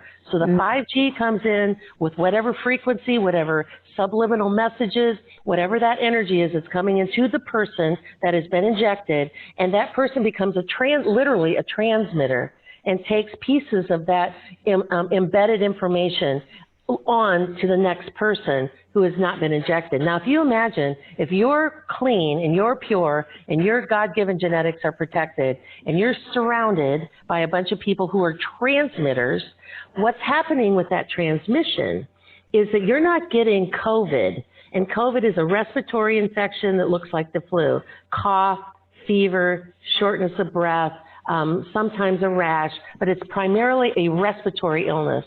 What's being transmitted to you is something that's disrupting your reproductive organs. In women, it's transmitting and reproducing or disrupting their ovaries, their menstrual cycles. We've got reports of people from senior citizens all the way down to infants that are bleeding. The senior citizens, postmenopausal women start to bleed. Women in their 20s, 30s, and 40s who have had their periods have been like clockwork their entire life are now bleeding all over the place. We even have an unconfirmed, but from a reliable source, of a 22-month-old little girl who started to bleed clots the size of small eggs after spending the weekend with her grandparents who had both been injected by this shot. So, and in men, we're seeing swollen testicles, we're seeing rashes across the scrotum, we're seeing men able to get an erection but unable to sustain it. And so what's transmitting is affecting their reproductive organs. You're not getting COVID, so it's not shedding. So the two things I want everybody of your audience to know and to remember and change from here forward, it's not shedding, it's transmission of something not good, and it's not a vaccine, it's a shot or an injection. Because the more people that hear that, the more they understand that this is something totally experimental, never been injected into human beings before. And somebody put up here about this being a sterilization. There's two things I want to say about that, three things actually. First of all, not only is it sterilization, it's sterilization, it's depopulation. We're taking out the old people from the top, but we have massive amounts of people who get these shots and die immediately or within 7 to 10 days or a little bit longer. And we're now adversely affecting people in their 40s and 50s. And if you are the globalist wanting to take out 2 to 3 billion people from the top, well, you don't want the pot being filled up from the bottom. So now you have to take out those people of childbearing years. So now the Pfizer shot has now just recently been approved for use in 12 to 15-year-olds. What happens in 12 to 15-year-olds? They go through puberty. There's no studies, zero, not even a couple of months worth of studies, that if you give this shot to little girls that have started their periods, do they stop? Or if you give it to little girls who have not started their period, do they ever start? We don't know. Nobody's looked at it. And if you give it to little boys that are 12 and they haven't started to go through puberty yet, do they ever? Do they start to develop muscles and body hair and facial hair and voice changes and grow and have a growth spurt? All of these things, is that going to happen to little boys? We don't know. Nobody's looked at it. And the third thing I want to say about that, so stop population from the bottom down, sterilization from the bottom up, because we don't know what's going to happen, that if you take girls and boys and suddenly you neuter them, now not only are you moving adults into the transhumanism movement, you're moving children into the transgender, gender neutral movement, which is all three of those things are exactly what they told us they were going to do. Dr. Sherry, thanks for brightening my day. I was feeling pretty good till we got you on here. Now let me go back to the original question, then, Dr. Sherry. Can you protect yourself? What can we do? The things that we are telling people that you need to do, because we're not exactly sure what this is yet, is that we've long been a big fan of ivermectin. We write a ton of ivermectin prescriptions. And anybody that's listening to this that is in the state of Ohio, and I'll tell you in a minute why we draw the line at the state of Ohio.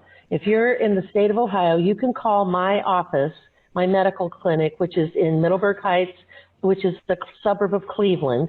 You can call and you can make a phone appointment that we do a consultation with you on the phone. It's a telemedicine appointment, and then we can prescribe you either ivermectin or hydroxychloroquine. Now, it can only be people, and I know you've got a broader audience than that, Dave, but only people in the state of Ohio, because the people in my office are licensed to practice in the state of Ohio.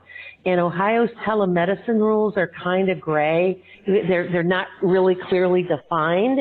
And so we drew the line around the state of Ohio because Lord only knows I got enough targets on my back. I don't need to have them charging me for practicing medicine across state lines. So Dr. Sherry, wait.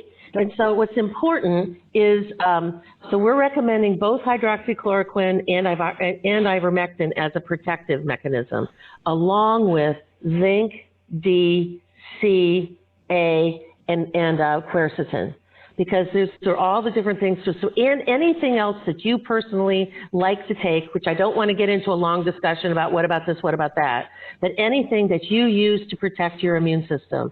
Medicinal mushrooms, turmeric, colloidal silver, whatever you already have in your armamentarium. But those are the core: vitamin D, C, A, zinc, and quercetin. And why hydroxychloroquine and ivermectin? Because they work by two different mechanisms of action. The hydroxychloroquine blocks the spike protein, and the ivermectin blocks the receptor that the spike protein binds to. So if anybody's listening out there from the FDA or from the powers that be, this is not an FDA-approved protocol. We don't have any proof, scientific laboratory proof about this, but just knowing the mechanisms of how they work, that's the best way. The other thing we've talked about is perhaps this is spread by contact. So when I'm going on an airplane later today, because I have to go speak in Sacramento tomorrow at a huge mega church, I wear long sleeves, long pants. I take my ivermectin and 20,000 units of vitamin D before I get on the plane, and then I trust God to protect me. That's it. Amen. Dr. Sherry, what about ivermectin you can get at Farm and Fleet? I can't talk about that. Okay. I mean, I know that a lot of people. I wouldn't be crazy if I did that, though. Huh? If I didn't have anything else, I wouldn't be crazy to do that. I can't say. Okay. Because I can't recommend animal products for human consumption. Now, do I know a lot of people that do that? I do. And what the dose is, if you want to calculate what the dose is, the human dose for ivermectin is 0.2 milligrams per kilogram. So you have to turn your body weight into kilograms, which you can find all kinds. You divide it by 2.2 is what you do. So if you're 100 pounds, you divide it by 2.2, and that's your kilograms. And then you take that times 0.2. So convert your body weight in pounds to kilograms, then multiply that times 0.2, and that's your dose once a week of ivermectin.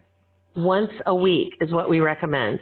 And then we're alternating the hydroxychloroquine and the ivermectin. So HCQ, ivermectin, like that. And it's a once a week protocol. And so you pick a day that you know you can do consistently. I take mine on Sunday, so you just do it on Sunday morning. And then that's what you do for the week. And then you take your supplements every day. Oh, man, Dr. Sherry, you're answering every question, and we haven't even gotten to the question. So listen, folks, I'm going to bring some of you in here. Not dissertations, okay? Can you see my cup? Yes, ma'am. Can you see what it says? I can't, but I will here in a minute. What it says is, on both sides, it says, I am fearfully and wonderfully made. Psalm 139:14. Amen. We are. So, yep. So this was the theme of my boot camp this fall, was this verse, because we talked about immune system and all this shot stuff and all these other things. So one of the students in my boot camp, she sent me this mug and a little thing of organic coffee. It was really cool. Awesome.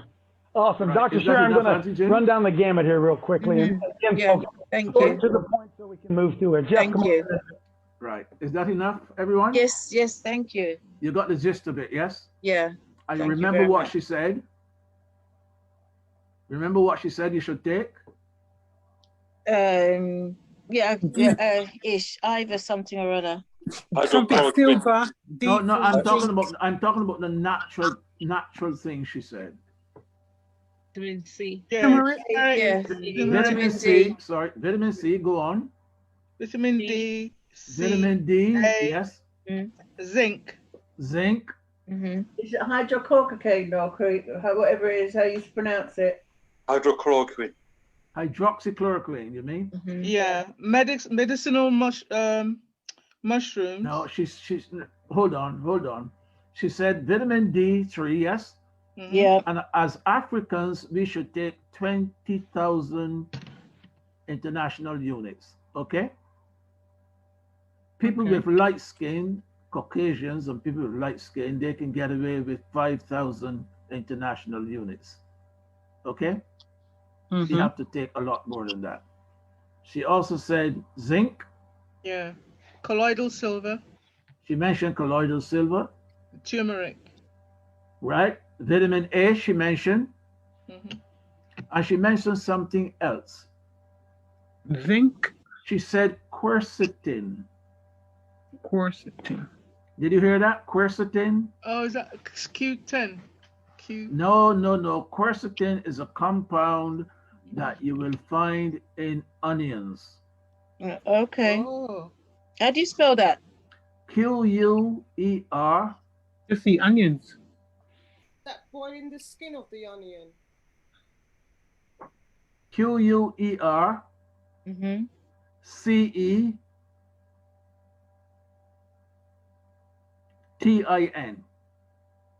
Sorry, Okay. Brother Vasco, is that boiling the skin of the onion? The onion itself, the flesh. Or should I be a bit funny and say which skin? Because you can peel off so many skins of an Yeah, onion. the skin, you can actually eat the skin itself, isn't it? I've heard people say that, but I've never tried it. Yeah, the outer skin, and you just put boiling water on it. I hear that quite a few times, but I rather eat the onion itself. Yeah. Does it matter white, red or white? Nope, doesn't matter. They both have quercetin. Okay. So it has to be raw. And if anyone here had been listening to my radio program over the last 6-7 months, I've been talking about this almost every Sunday. Is it preferably raw onion? And if you can put it in your little, what they call it, magic bullet or whatever it is. Blender. And eat it raw with some garlic, yeah, and coriander. That will do you the world of good. Not only that, will it help boost your immune system, but coriander and garlic and onion will help move heavy metals out of your body. The lead, the cadmium, the arsenic, the mercury, all of those things. Okay? Okay. Beautiful. Thank you. All right. Does Thank you very much. activated charcoal also remove metals? Yes, so does zeolite. You've heard of zeolite? No. Yes. It's a volcanic rock. You can get it in liquid form. What's it called? ZEOLITE.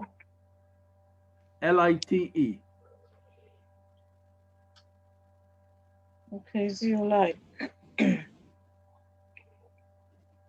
Okay, And that is good for what? For removing heavy metals out of your body. Impurities.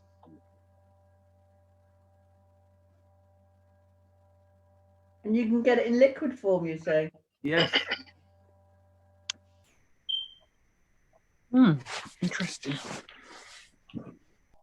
Thank you. Wow, fantastic information. Thank you. You can stop screen sharing now. And is there a link for this particular footage? Sorry? Do you have a link for this footage? When you say a link, what exactly do you mean? How do you get to it? Is it a BitChute? Is it from BitChute? Oh yeah, BitChute, yes. Sorry, yes, BitChute. Yeah. You're not going to find it on YouTube. And the other channel I would recommend a lot of people look at is one called beforeitsnews.com. That gives you a lot of ideas as to what's going on behind the scenes. And especially what's happened recently. Do you know that the former Vice President Mike Pence was shot in his chest by the military recently? No. No. You mustn't listen to the BBC. You wouldn't get that. I haven't listened to BBC in months. Right. He was going to be arrested for treason and pedophilia. Mm-hmm. And he knew that they were after him, and he went out into the woods and hid in a cabin. And when he realized they were moving in, he ducked through the woods and escaped. Following day, they found him at a hotel. And I don't remember which town it was, but he was in this room, dressed in a robe. And there was a young Indian man also in the room, dressed in a robe. And when they broke the door down, the Indian guy grabbed a pistol and was taken out straight away. And Pence got shot in his chest. That's the same Michael Pence that betrayed Trump. Correct. When he should have done the thing in the Congress, when he should have made one decision, he went against Trump. Yes, And November. apparently when he got shot, he said to the military, tell Trump, I am sorry they forced me to do it. Also, remember a lady called Amy something Barrett? Does that name ring a bell? The last woman that was appointed to the Supreme Court. An elderly lady. No, middle-aged, youngish. No. Did Trump put her in there? Correct. Yeah. The last lady who was appointed as a Supreme Court judge. Yeah. Yes? Mm-hmm. Who, when Biden had his false inauguration, she was present there. Right.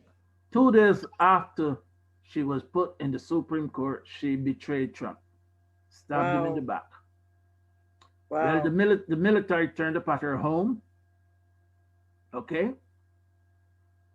And she let them in, not understanding why they were there. And they told her the real reason why they were there, that she was under arrest. She became extremely abusive and told them that she was personal friends with Kamala Harris. Oh. And they couldn't do anything. She would speak to Kamala Harris and have them sorted. The military then asked her husband and children to leave the room. And incidentally, she had adopted 2 children from Haiti. Oh. One of whom had proper adoption papers, and the other one, there was no record of him at all. Okay? So when her family left the room, the military then told her in no uncertain terms that the only reason that they were not taking her straight to Gitmo was to spare the children at this point in time. But they insisted that she wears a tag.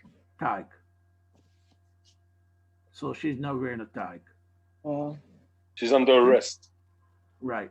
She's under arrest.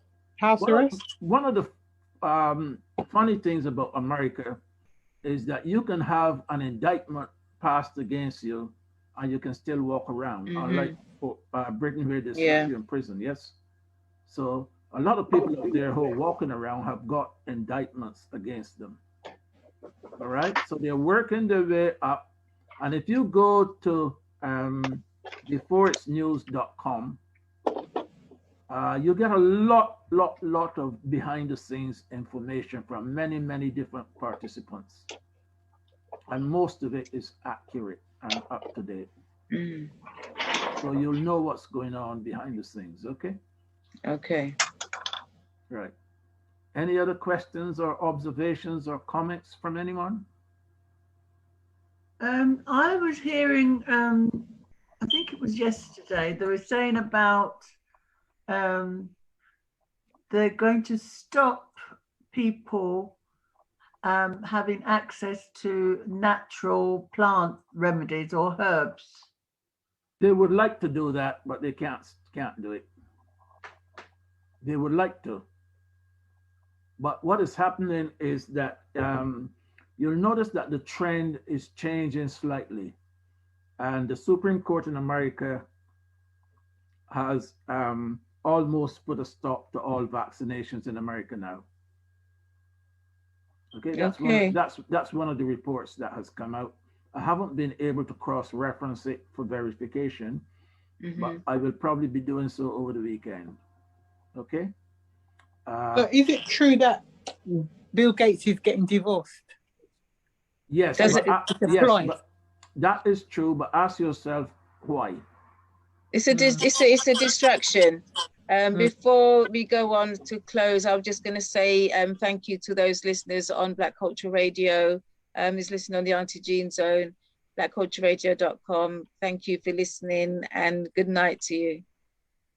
Right. Sorry, Karen. Brian, I see you have your hands raised. Before I answer your question, Brian, there's also a trend here in the UK, you may have heard about it, where young Black boys are being kidnapped. Yes. So, on Galaxy Radio. Galaxy Radio, I heard this. Right. So be aware, tell your family and friends, yes? I'll do that. To be aware. They're trying to steal our organs. Yeah. Right. I'll do that, definitely. We have melanated organs with our type of melanin. Yes, the melanin. Yes, we're unique people. Yes. And that's what they want. Okay. So be careful. Now, before there was a question up, I don't remember who posed it, but it was if you've already had the vaccine, is there any way that you can reverse it? Yes, there is the way. I mentioned it earlier. Yep. And you've got some of the information there. Hey. Thank you, Nidon Martin, for your compliment. She says your presentation was on point as usual. Yeah, it's Nia. Nia, hello there. There you are. How are you? Yeah, hi. I'm good. How are you? Smiling as broadly as ever. Yes, good. Yes. Well, that was an awesome presentation. So yes. Thank you. I'm glad that you got something out of it. Yes, I need all the websites that you mentioned, really. I think we need to type it in, put it in the chat. BitChute is not bad, bitchute.com. BitChute. That's BITCHUTE. But the other one is more to my liking, beforeitsnews.com. Before. And it's the full word before. Before news. It's itsnews.com. Right, fabulous. Okay, because I believe that if I share all this knowledge and tell you where you can find it, you'll go there, you'll do some researching for yourself. And thank you, Millie. And then you can shed information with other people as well. Okay, that's why I do this thing. And it's past my cocoa time as well. Yeah, you've got two quick questions. You got I'm only joking. Tomorrow is Saturday, yeah. You got Michelle who's got her hand raised, and then afterwards you've got Brother Bryant. Before we okay, Michelle, far away. Hey, Brother Vasco, thank you for the presentation. Mine's a bit random. You were speaking about grounding earlier on in your presentation, and I wanted to find out what were your thoughts about why we have less pigment on our hands in relation to the melanin. It's a conversation I've had with somebody, but we haven't kind of understood this. And it was a curiosity more than anything. And because of the knowledge you shared, I thought you might have some ideas about that. Why we have less pigment on hands and feet. On the palm of your hand, on the sole of your feet. Yeah, and I haven't got a clue, but I can take an educated guess as to why. Yeah. No, I'm not going. Listen, the one thing I don't deal in is lies and misinformation. Okay. If I don't know, I'll tell you I don't know. Respect. But I'll go away and find out. But I'm going to give an educated guess. The soles of your feet and the palms of your hand have more nerve endings than any other part of your body. That's why you do the grounding, yes? Yeah. So that the electrons from the earth can get up through the soles of your feet. And I suspect that has something to do with it. Okay, thank you.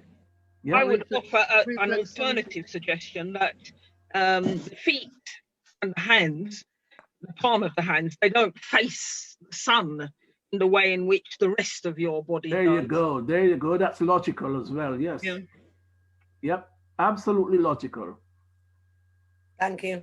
But I don't know if you sat down for 3 or 4 days with the palms of your hand up to the sun, they will ever go black. I doubt it. I don't think they will. Okay. Thank you. Yes, Brian, your turn. Yeah, Vasco, I heard on last Sunday you spoke about what was happening in Canada, about the forced vaccination by police on citizens in Canada. Can you expound upon that? Ontario province especially, they're Very now, disturbing. They're knocking doors and taking what they call poor people out, yes? And giving them forced vaccination. And there was also a rumor, I think his name was Bryant, the governor who's responsible.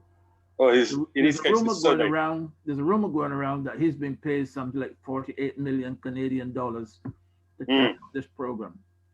Very wicked and undemocratic. Yeah. But rest assured that within the next few weeks, something major is going to happen. All right. So there'll be a stop to it, yeah? I don't talk about Canada, I'm talking worldwide. All right. Oh, good. That's good. Something, you know, the new financial system is in play, yes? Yes. The quantum financial system, you're aware of that? Yes. And if you have a bank account in a bank, it is already in the quantum financial system. Yes. You may not know it, but it's there. That's the good guy. That's the good guys system. Okay. The white hats. The white hat system. Yes. Interest rate hasn't gone up though. Sorry. Did I miss something? Interest rates.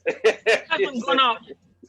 Well, inflation is going up. You notice that the evil guys are trying to generate a famine.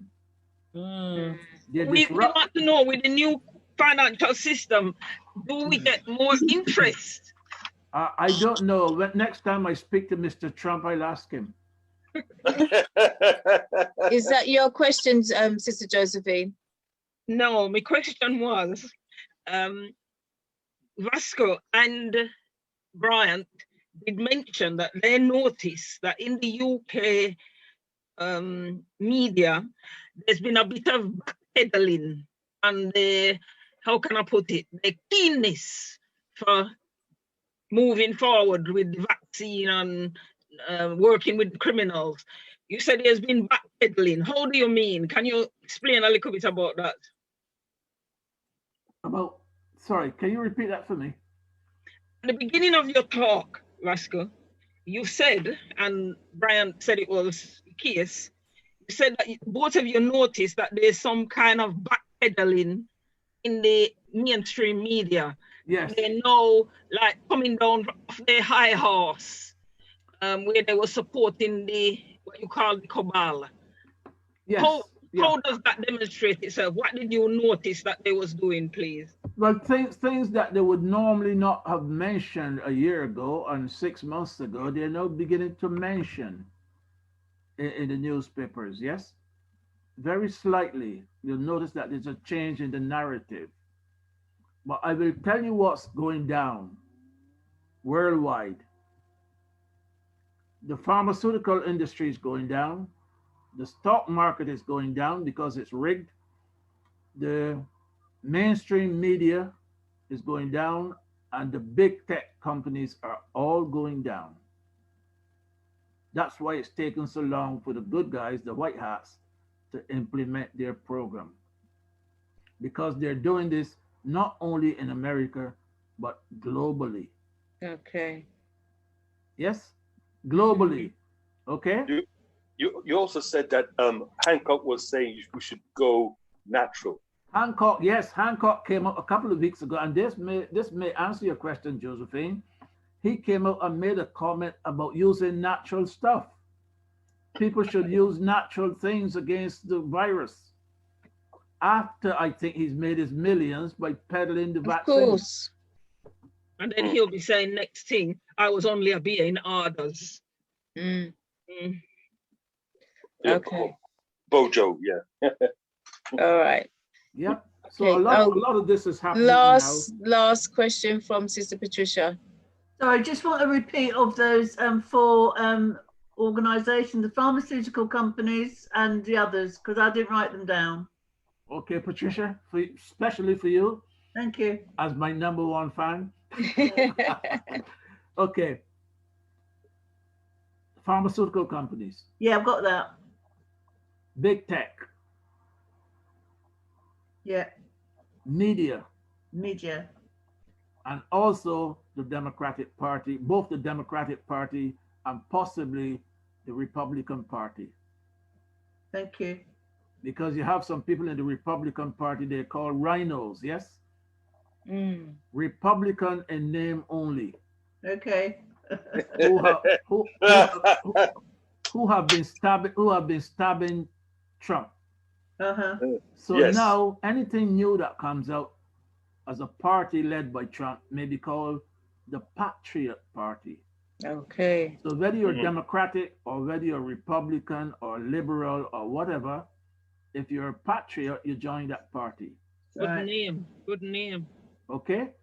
Yeah. And he will destroy both the Republican and the Democratic Party.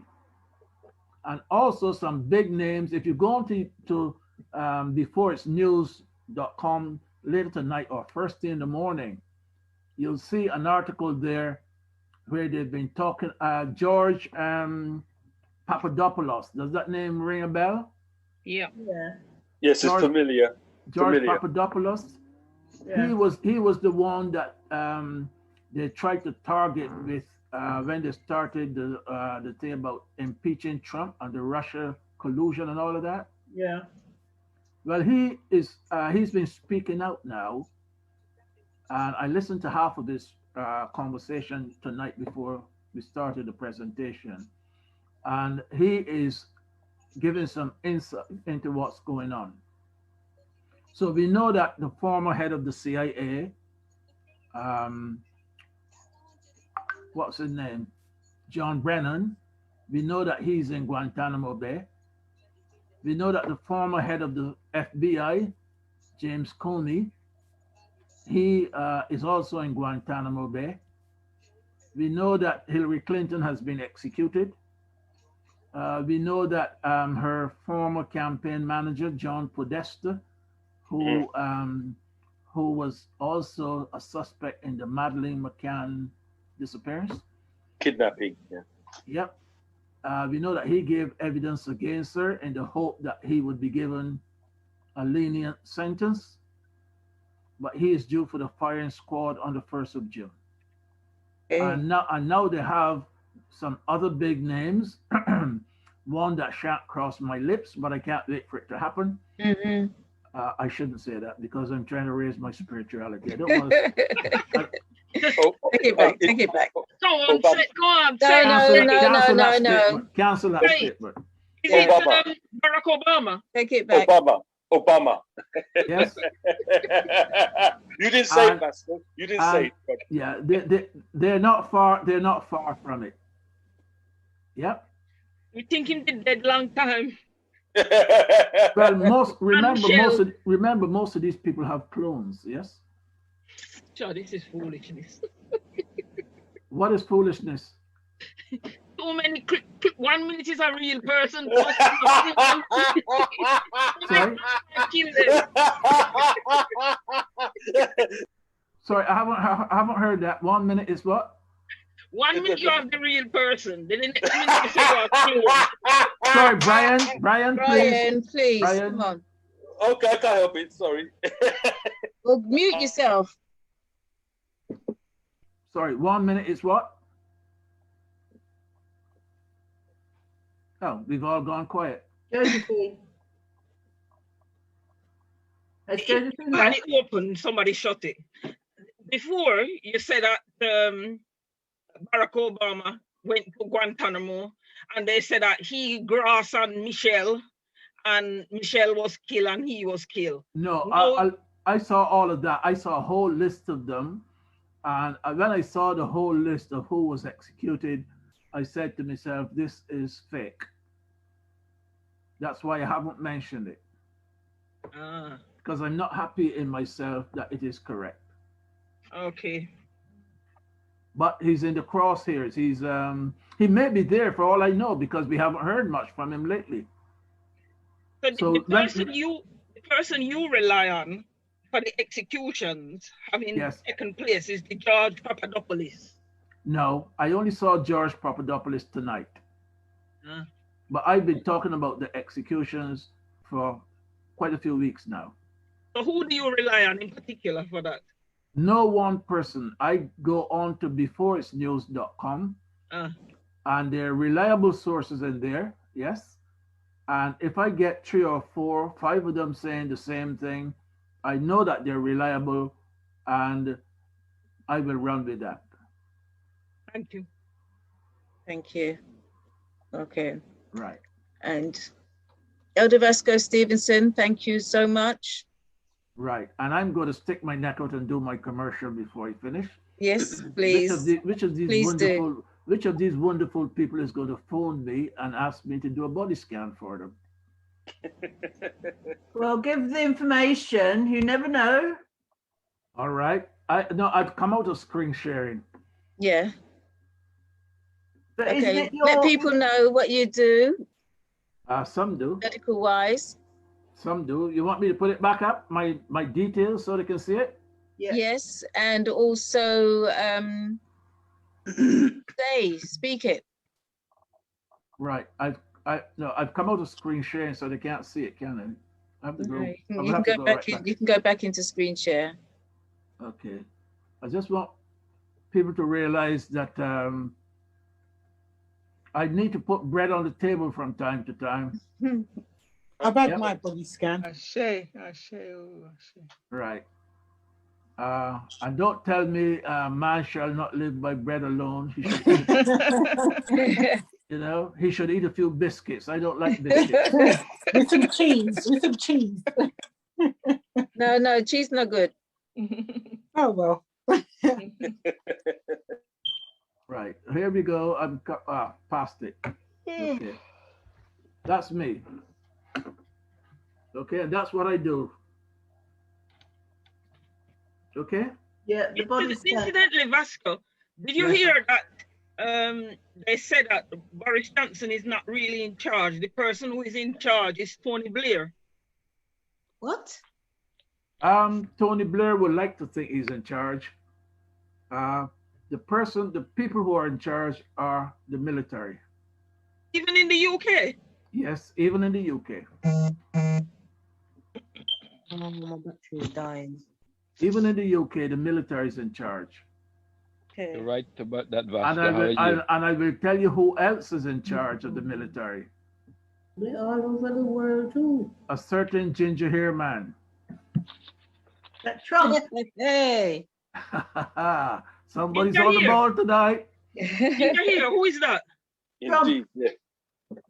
Sorry? The ginger man, yes. Who is that? The orange-faced man. One with a wig. The orange face. Between the lines. He's literally running the world at the moment behind the scenes. Absolutely correct. You're talking about the orange man. They call him the orange man. They call him all kinds of names, right? He's been tangoed. What was going on? The one that got tangoed, yeah. The one that was supposed to have left in 20th of January last year, wasn't still hanging around. But he knows more of what's going on than people believe. He is running the show. All that we are seeing here now is to bring the deep state foot soldiers to the surface so that they can be identified and arrested. This is sheer theater. Mm-hmm. Okay? Do not judge the book by its cover first. That's right. Shay. He is in charge. He's running things behind the scenes. Do you know there are tribunals going on in the White House as well, military tribunals? Okay. Do you know that? Do you know that there were deep underground bases in the White House? Yeah. Where they rescued a lot of children. Yes. You said that on your shows. Yes. Okay. All of that is what the good man is trying to bring to the public's attention. All he needs is for people to wake up. Yeah. That's what's holding up the show. Because if he'd gone up there and arrested these people without the people knowing why, their fans would riot. Yeah. Backlash. Yes. So he has to let the people see and know what's been going down. Before he did that, he has to put the monetary system into play. Yes. He has to do that not only in America, but all over the globe, right? He's got to weed out the bad guys. There's so many different things that have to be done. A long shopping list. Yes. Yeah. But it's coming to a head now. Which is good to know. So do you think that the vaccine will be no more soon? They'll get rid of that? Not a vaccine. I am of the opinion that Trump and the military already know a different antidote to the vaccine. Okay. That's in good. fact, hold on a minute. Have you heard of a med bed? Yes. Med bed, yeah, I heard that. No. You mentioned heard of it on your med show. bed. Yeah, Right. you mentioned it on your show, yeah. There is a lot of hidden technology that hasn't been rolled out to the public. And a lot of that technology is going to be brought out, okay? One of that technology is something called a med bed. And apparently, according to reports, no matter what ailment you have, if you go on this bed for 20 minutes, you can be cured. Okay. Oh, yes, I heard of that. I have been told, or I read that the military are using it for these children and these teenagers, that thousands and thousands that they brought up from underground. Right. Because they've never been exposed to sun. They've never been exposed to something called the Schumann resonance. You should be watching that. Their immune systems are severely compromised. Yeah, must be in a bad way. So they can't put them in the sunshine. They put them on these beds and get them and are getting them up to normal. Okay. So all of this is going on behind the scenes. And when things settle down, anytime now we can hear about a big announcement. But before they can take down the media, they have to have their own means of communicating to the public across the world. Yeah. You with me? Yeah. So when people say, oh, nothing is happening, and they're only talking and not doing anything, these people don't understand what's going down. They're not using their little gray matter. They just think you go to arrest people and lock them up and that's it. It doesn't work like that. But they say that good times are coming. And I believe that good times are around the corner. Excellent. And that's a good place to finish. We've gone well over. It's almost 11 o'clock. We've gone over an hour, which is very rare for the Garvey village. And was it a good hour? It was a very good hour, very informative. Thank you. Very informative. Awesome. And things that we can actually put in place. No questions, Brian, sorry. No, that was a statement. I did like Brother Vasco's closing tune on Sunday. That's what I was going to say. Okay, brilliant. Okay, which one was that? It was a closing tune. It was a calypso type of, it was soca kind of thing. Okay, yeah. Brother Brian. Yeah. Brother Brian. Would you like to hear it again? Yes. Yes. With Auntie Jean's permission. Yes, Auntie Jean. Have we got your permission, Auntie Jean? Sister Patricia, because we're supposed to be having a meeting. Sister Patricia, Auntie Clyde. Electric Clyde. Say good night. Sorry? Sorry? Let's hear it and then we can say good night. Okay, all right then. So all right, before you play it, I want to say a big thank you to everybody who's joined us. A big thank you to also everybody who's wished me happy Earth Strong as well. And happy Earth Strong. Thank you. Happy Earth Strong. And on Sunday, the African Culture Market is back with our brother Mervyn Barrett and also Dave Murphy, also known as allegedly Dave. And I see Kwesi's come in, so I also like to, if you're not doing anything on Sunday, Kwesi can join us on Sunday to let us know what happened in court the other day. Okay, so sure. So you don't need me for Sunday, yes? I thought you was doing something. I was going to repeat because we wouldn't have had enough time, you said, to finish this presentation. Yes, we need you for Sunday. We need you. Brilliant. Okay, absolutely wonderful. Yes. You want me to do it again on Sunday? Yes, please. Yes. All right, I'll do it again on Sunday. But remember, I have an interview from So 8 o'clock to you'll be 8:30. late. So I'll come on later, yeah? Yeah, Right, beautiful. here we go Thank with you for the the rhythm masters, it's called, yes? All right. Okay. All the way from Suriname. Are you going to stop screen sharing or are you going to do it by that way? Look, we can do anything we like, yeah?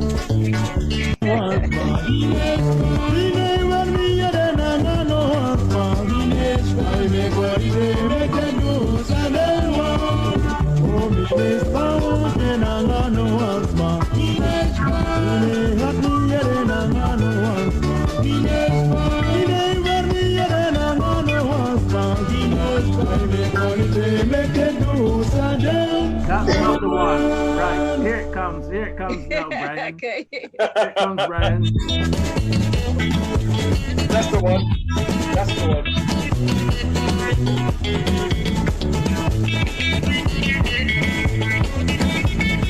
See, I play music that's different from any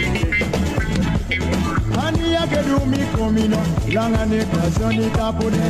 Yake dumi kumino, masake wadaka. Ani yake dumi kumino, langa ne kasoni kapune. Ani yake dumi kumino, masake wadaka. Muye yake dumi kumino, langa ne kasoni kapune. Yake dumi kumino, masake wadaka.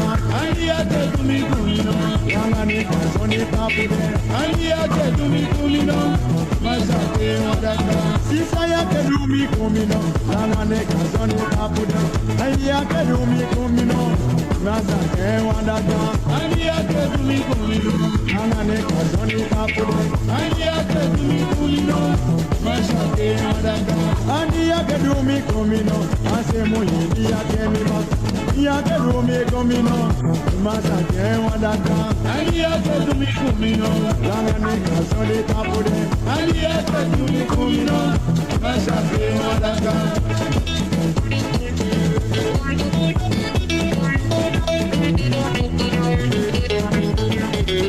Ali yake dumi kumino, ali yake dumi kumino, masake wadaka.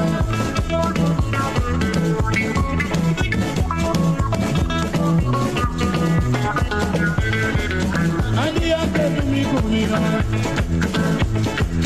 Ani yake dumi kumino, masake wadaka. Ani yake dumi kumino, langa ni kasoni kapude. Yake dumi kumino, masake wadaka. Ani yake dumi kumino, ase muhidi yake mima. Ani yake dumi kumino, masake wadaka. Muye yake dumi kumino, langa ni kasoni kapude. Yake dumi kumino, masake wadaka. Ani yake dumi kumino, langa ne kasoni kapude. Ani yake dumi kumino, masake wadaka. Sisa yake dumi kumino, langa ne kasoni kapude. Yake dumi kumino, masake wadaka. Ani yake dumi kumino, langa ne kasoni kapude. Ani yake dumi kumino, masake wadaka. Logi yake dumi kumino, langa ne kasoni kapude. Yake dumi kumino, masake wadaka. Ani yake dumi kumino, ase muhidi yake mino. Ani yake dumi kumino, masake wadaka.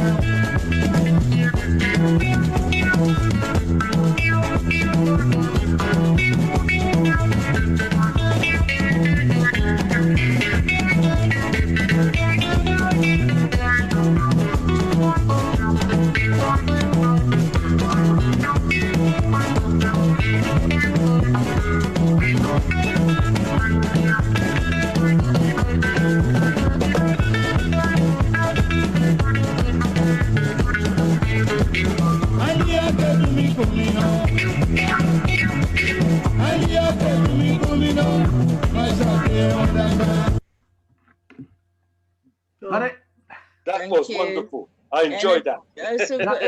Thank you. And also a big thank you. I forgot to say thank you to Sister Ama Gueye. I couldn't hear a thing. And her mini launch for her book, Nananom Kasa. Thank you. And Thank you. And her daughter.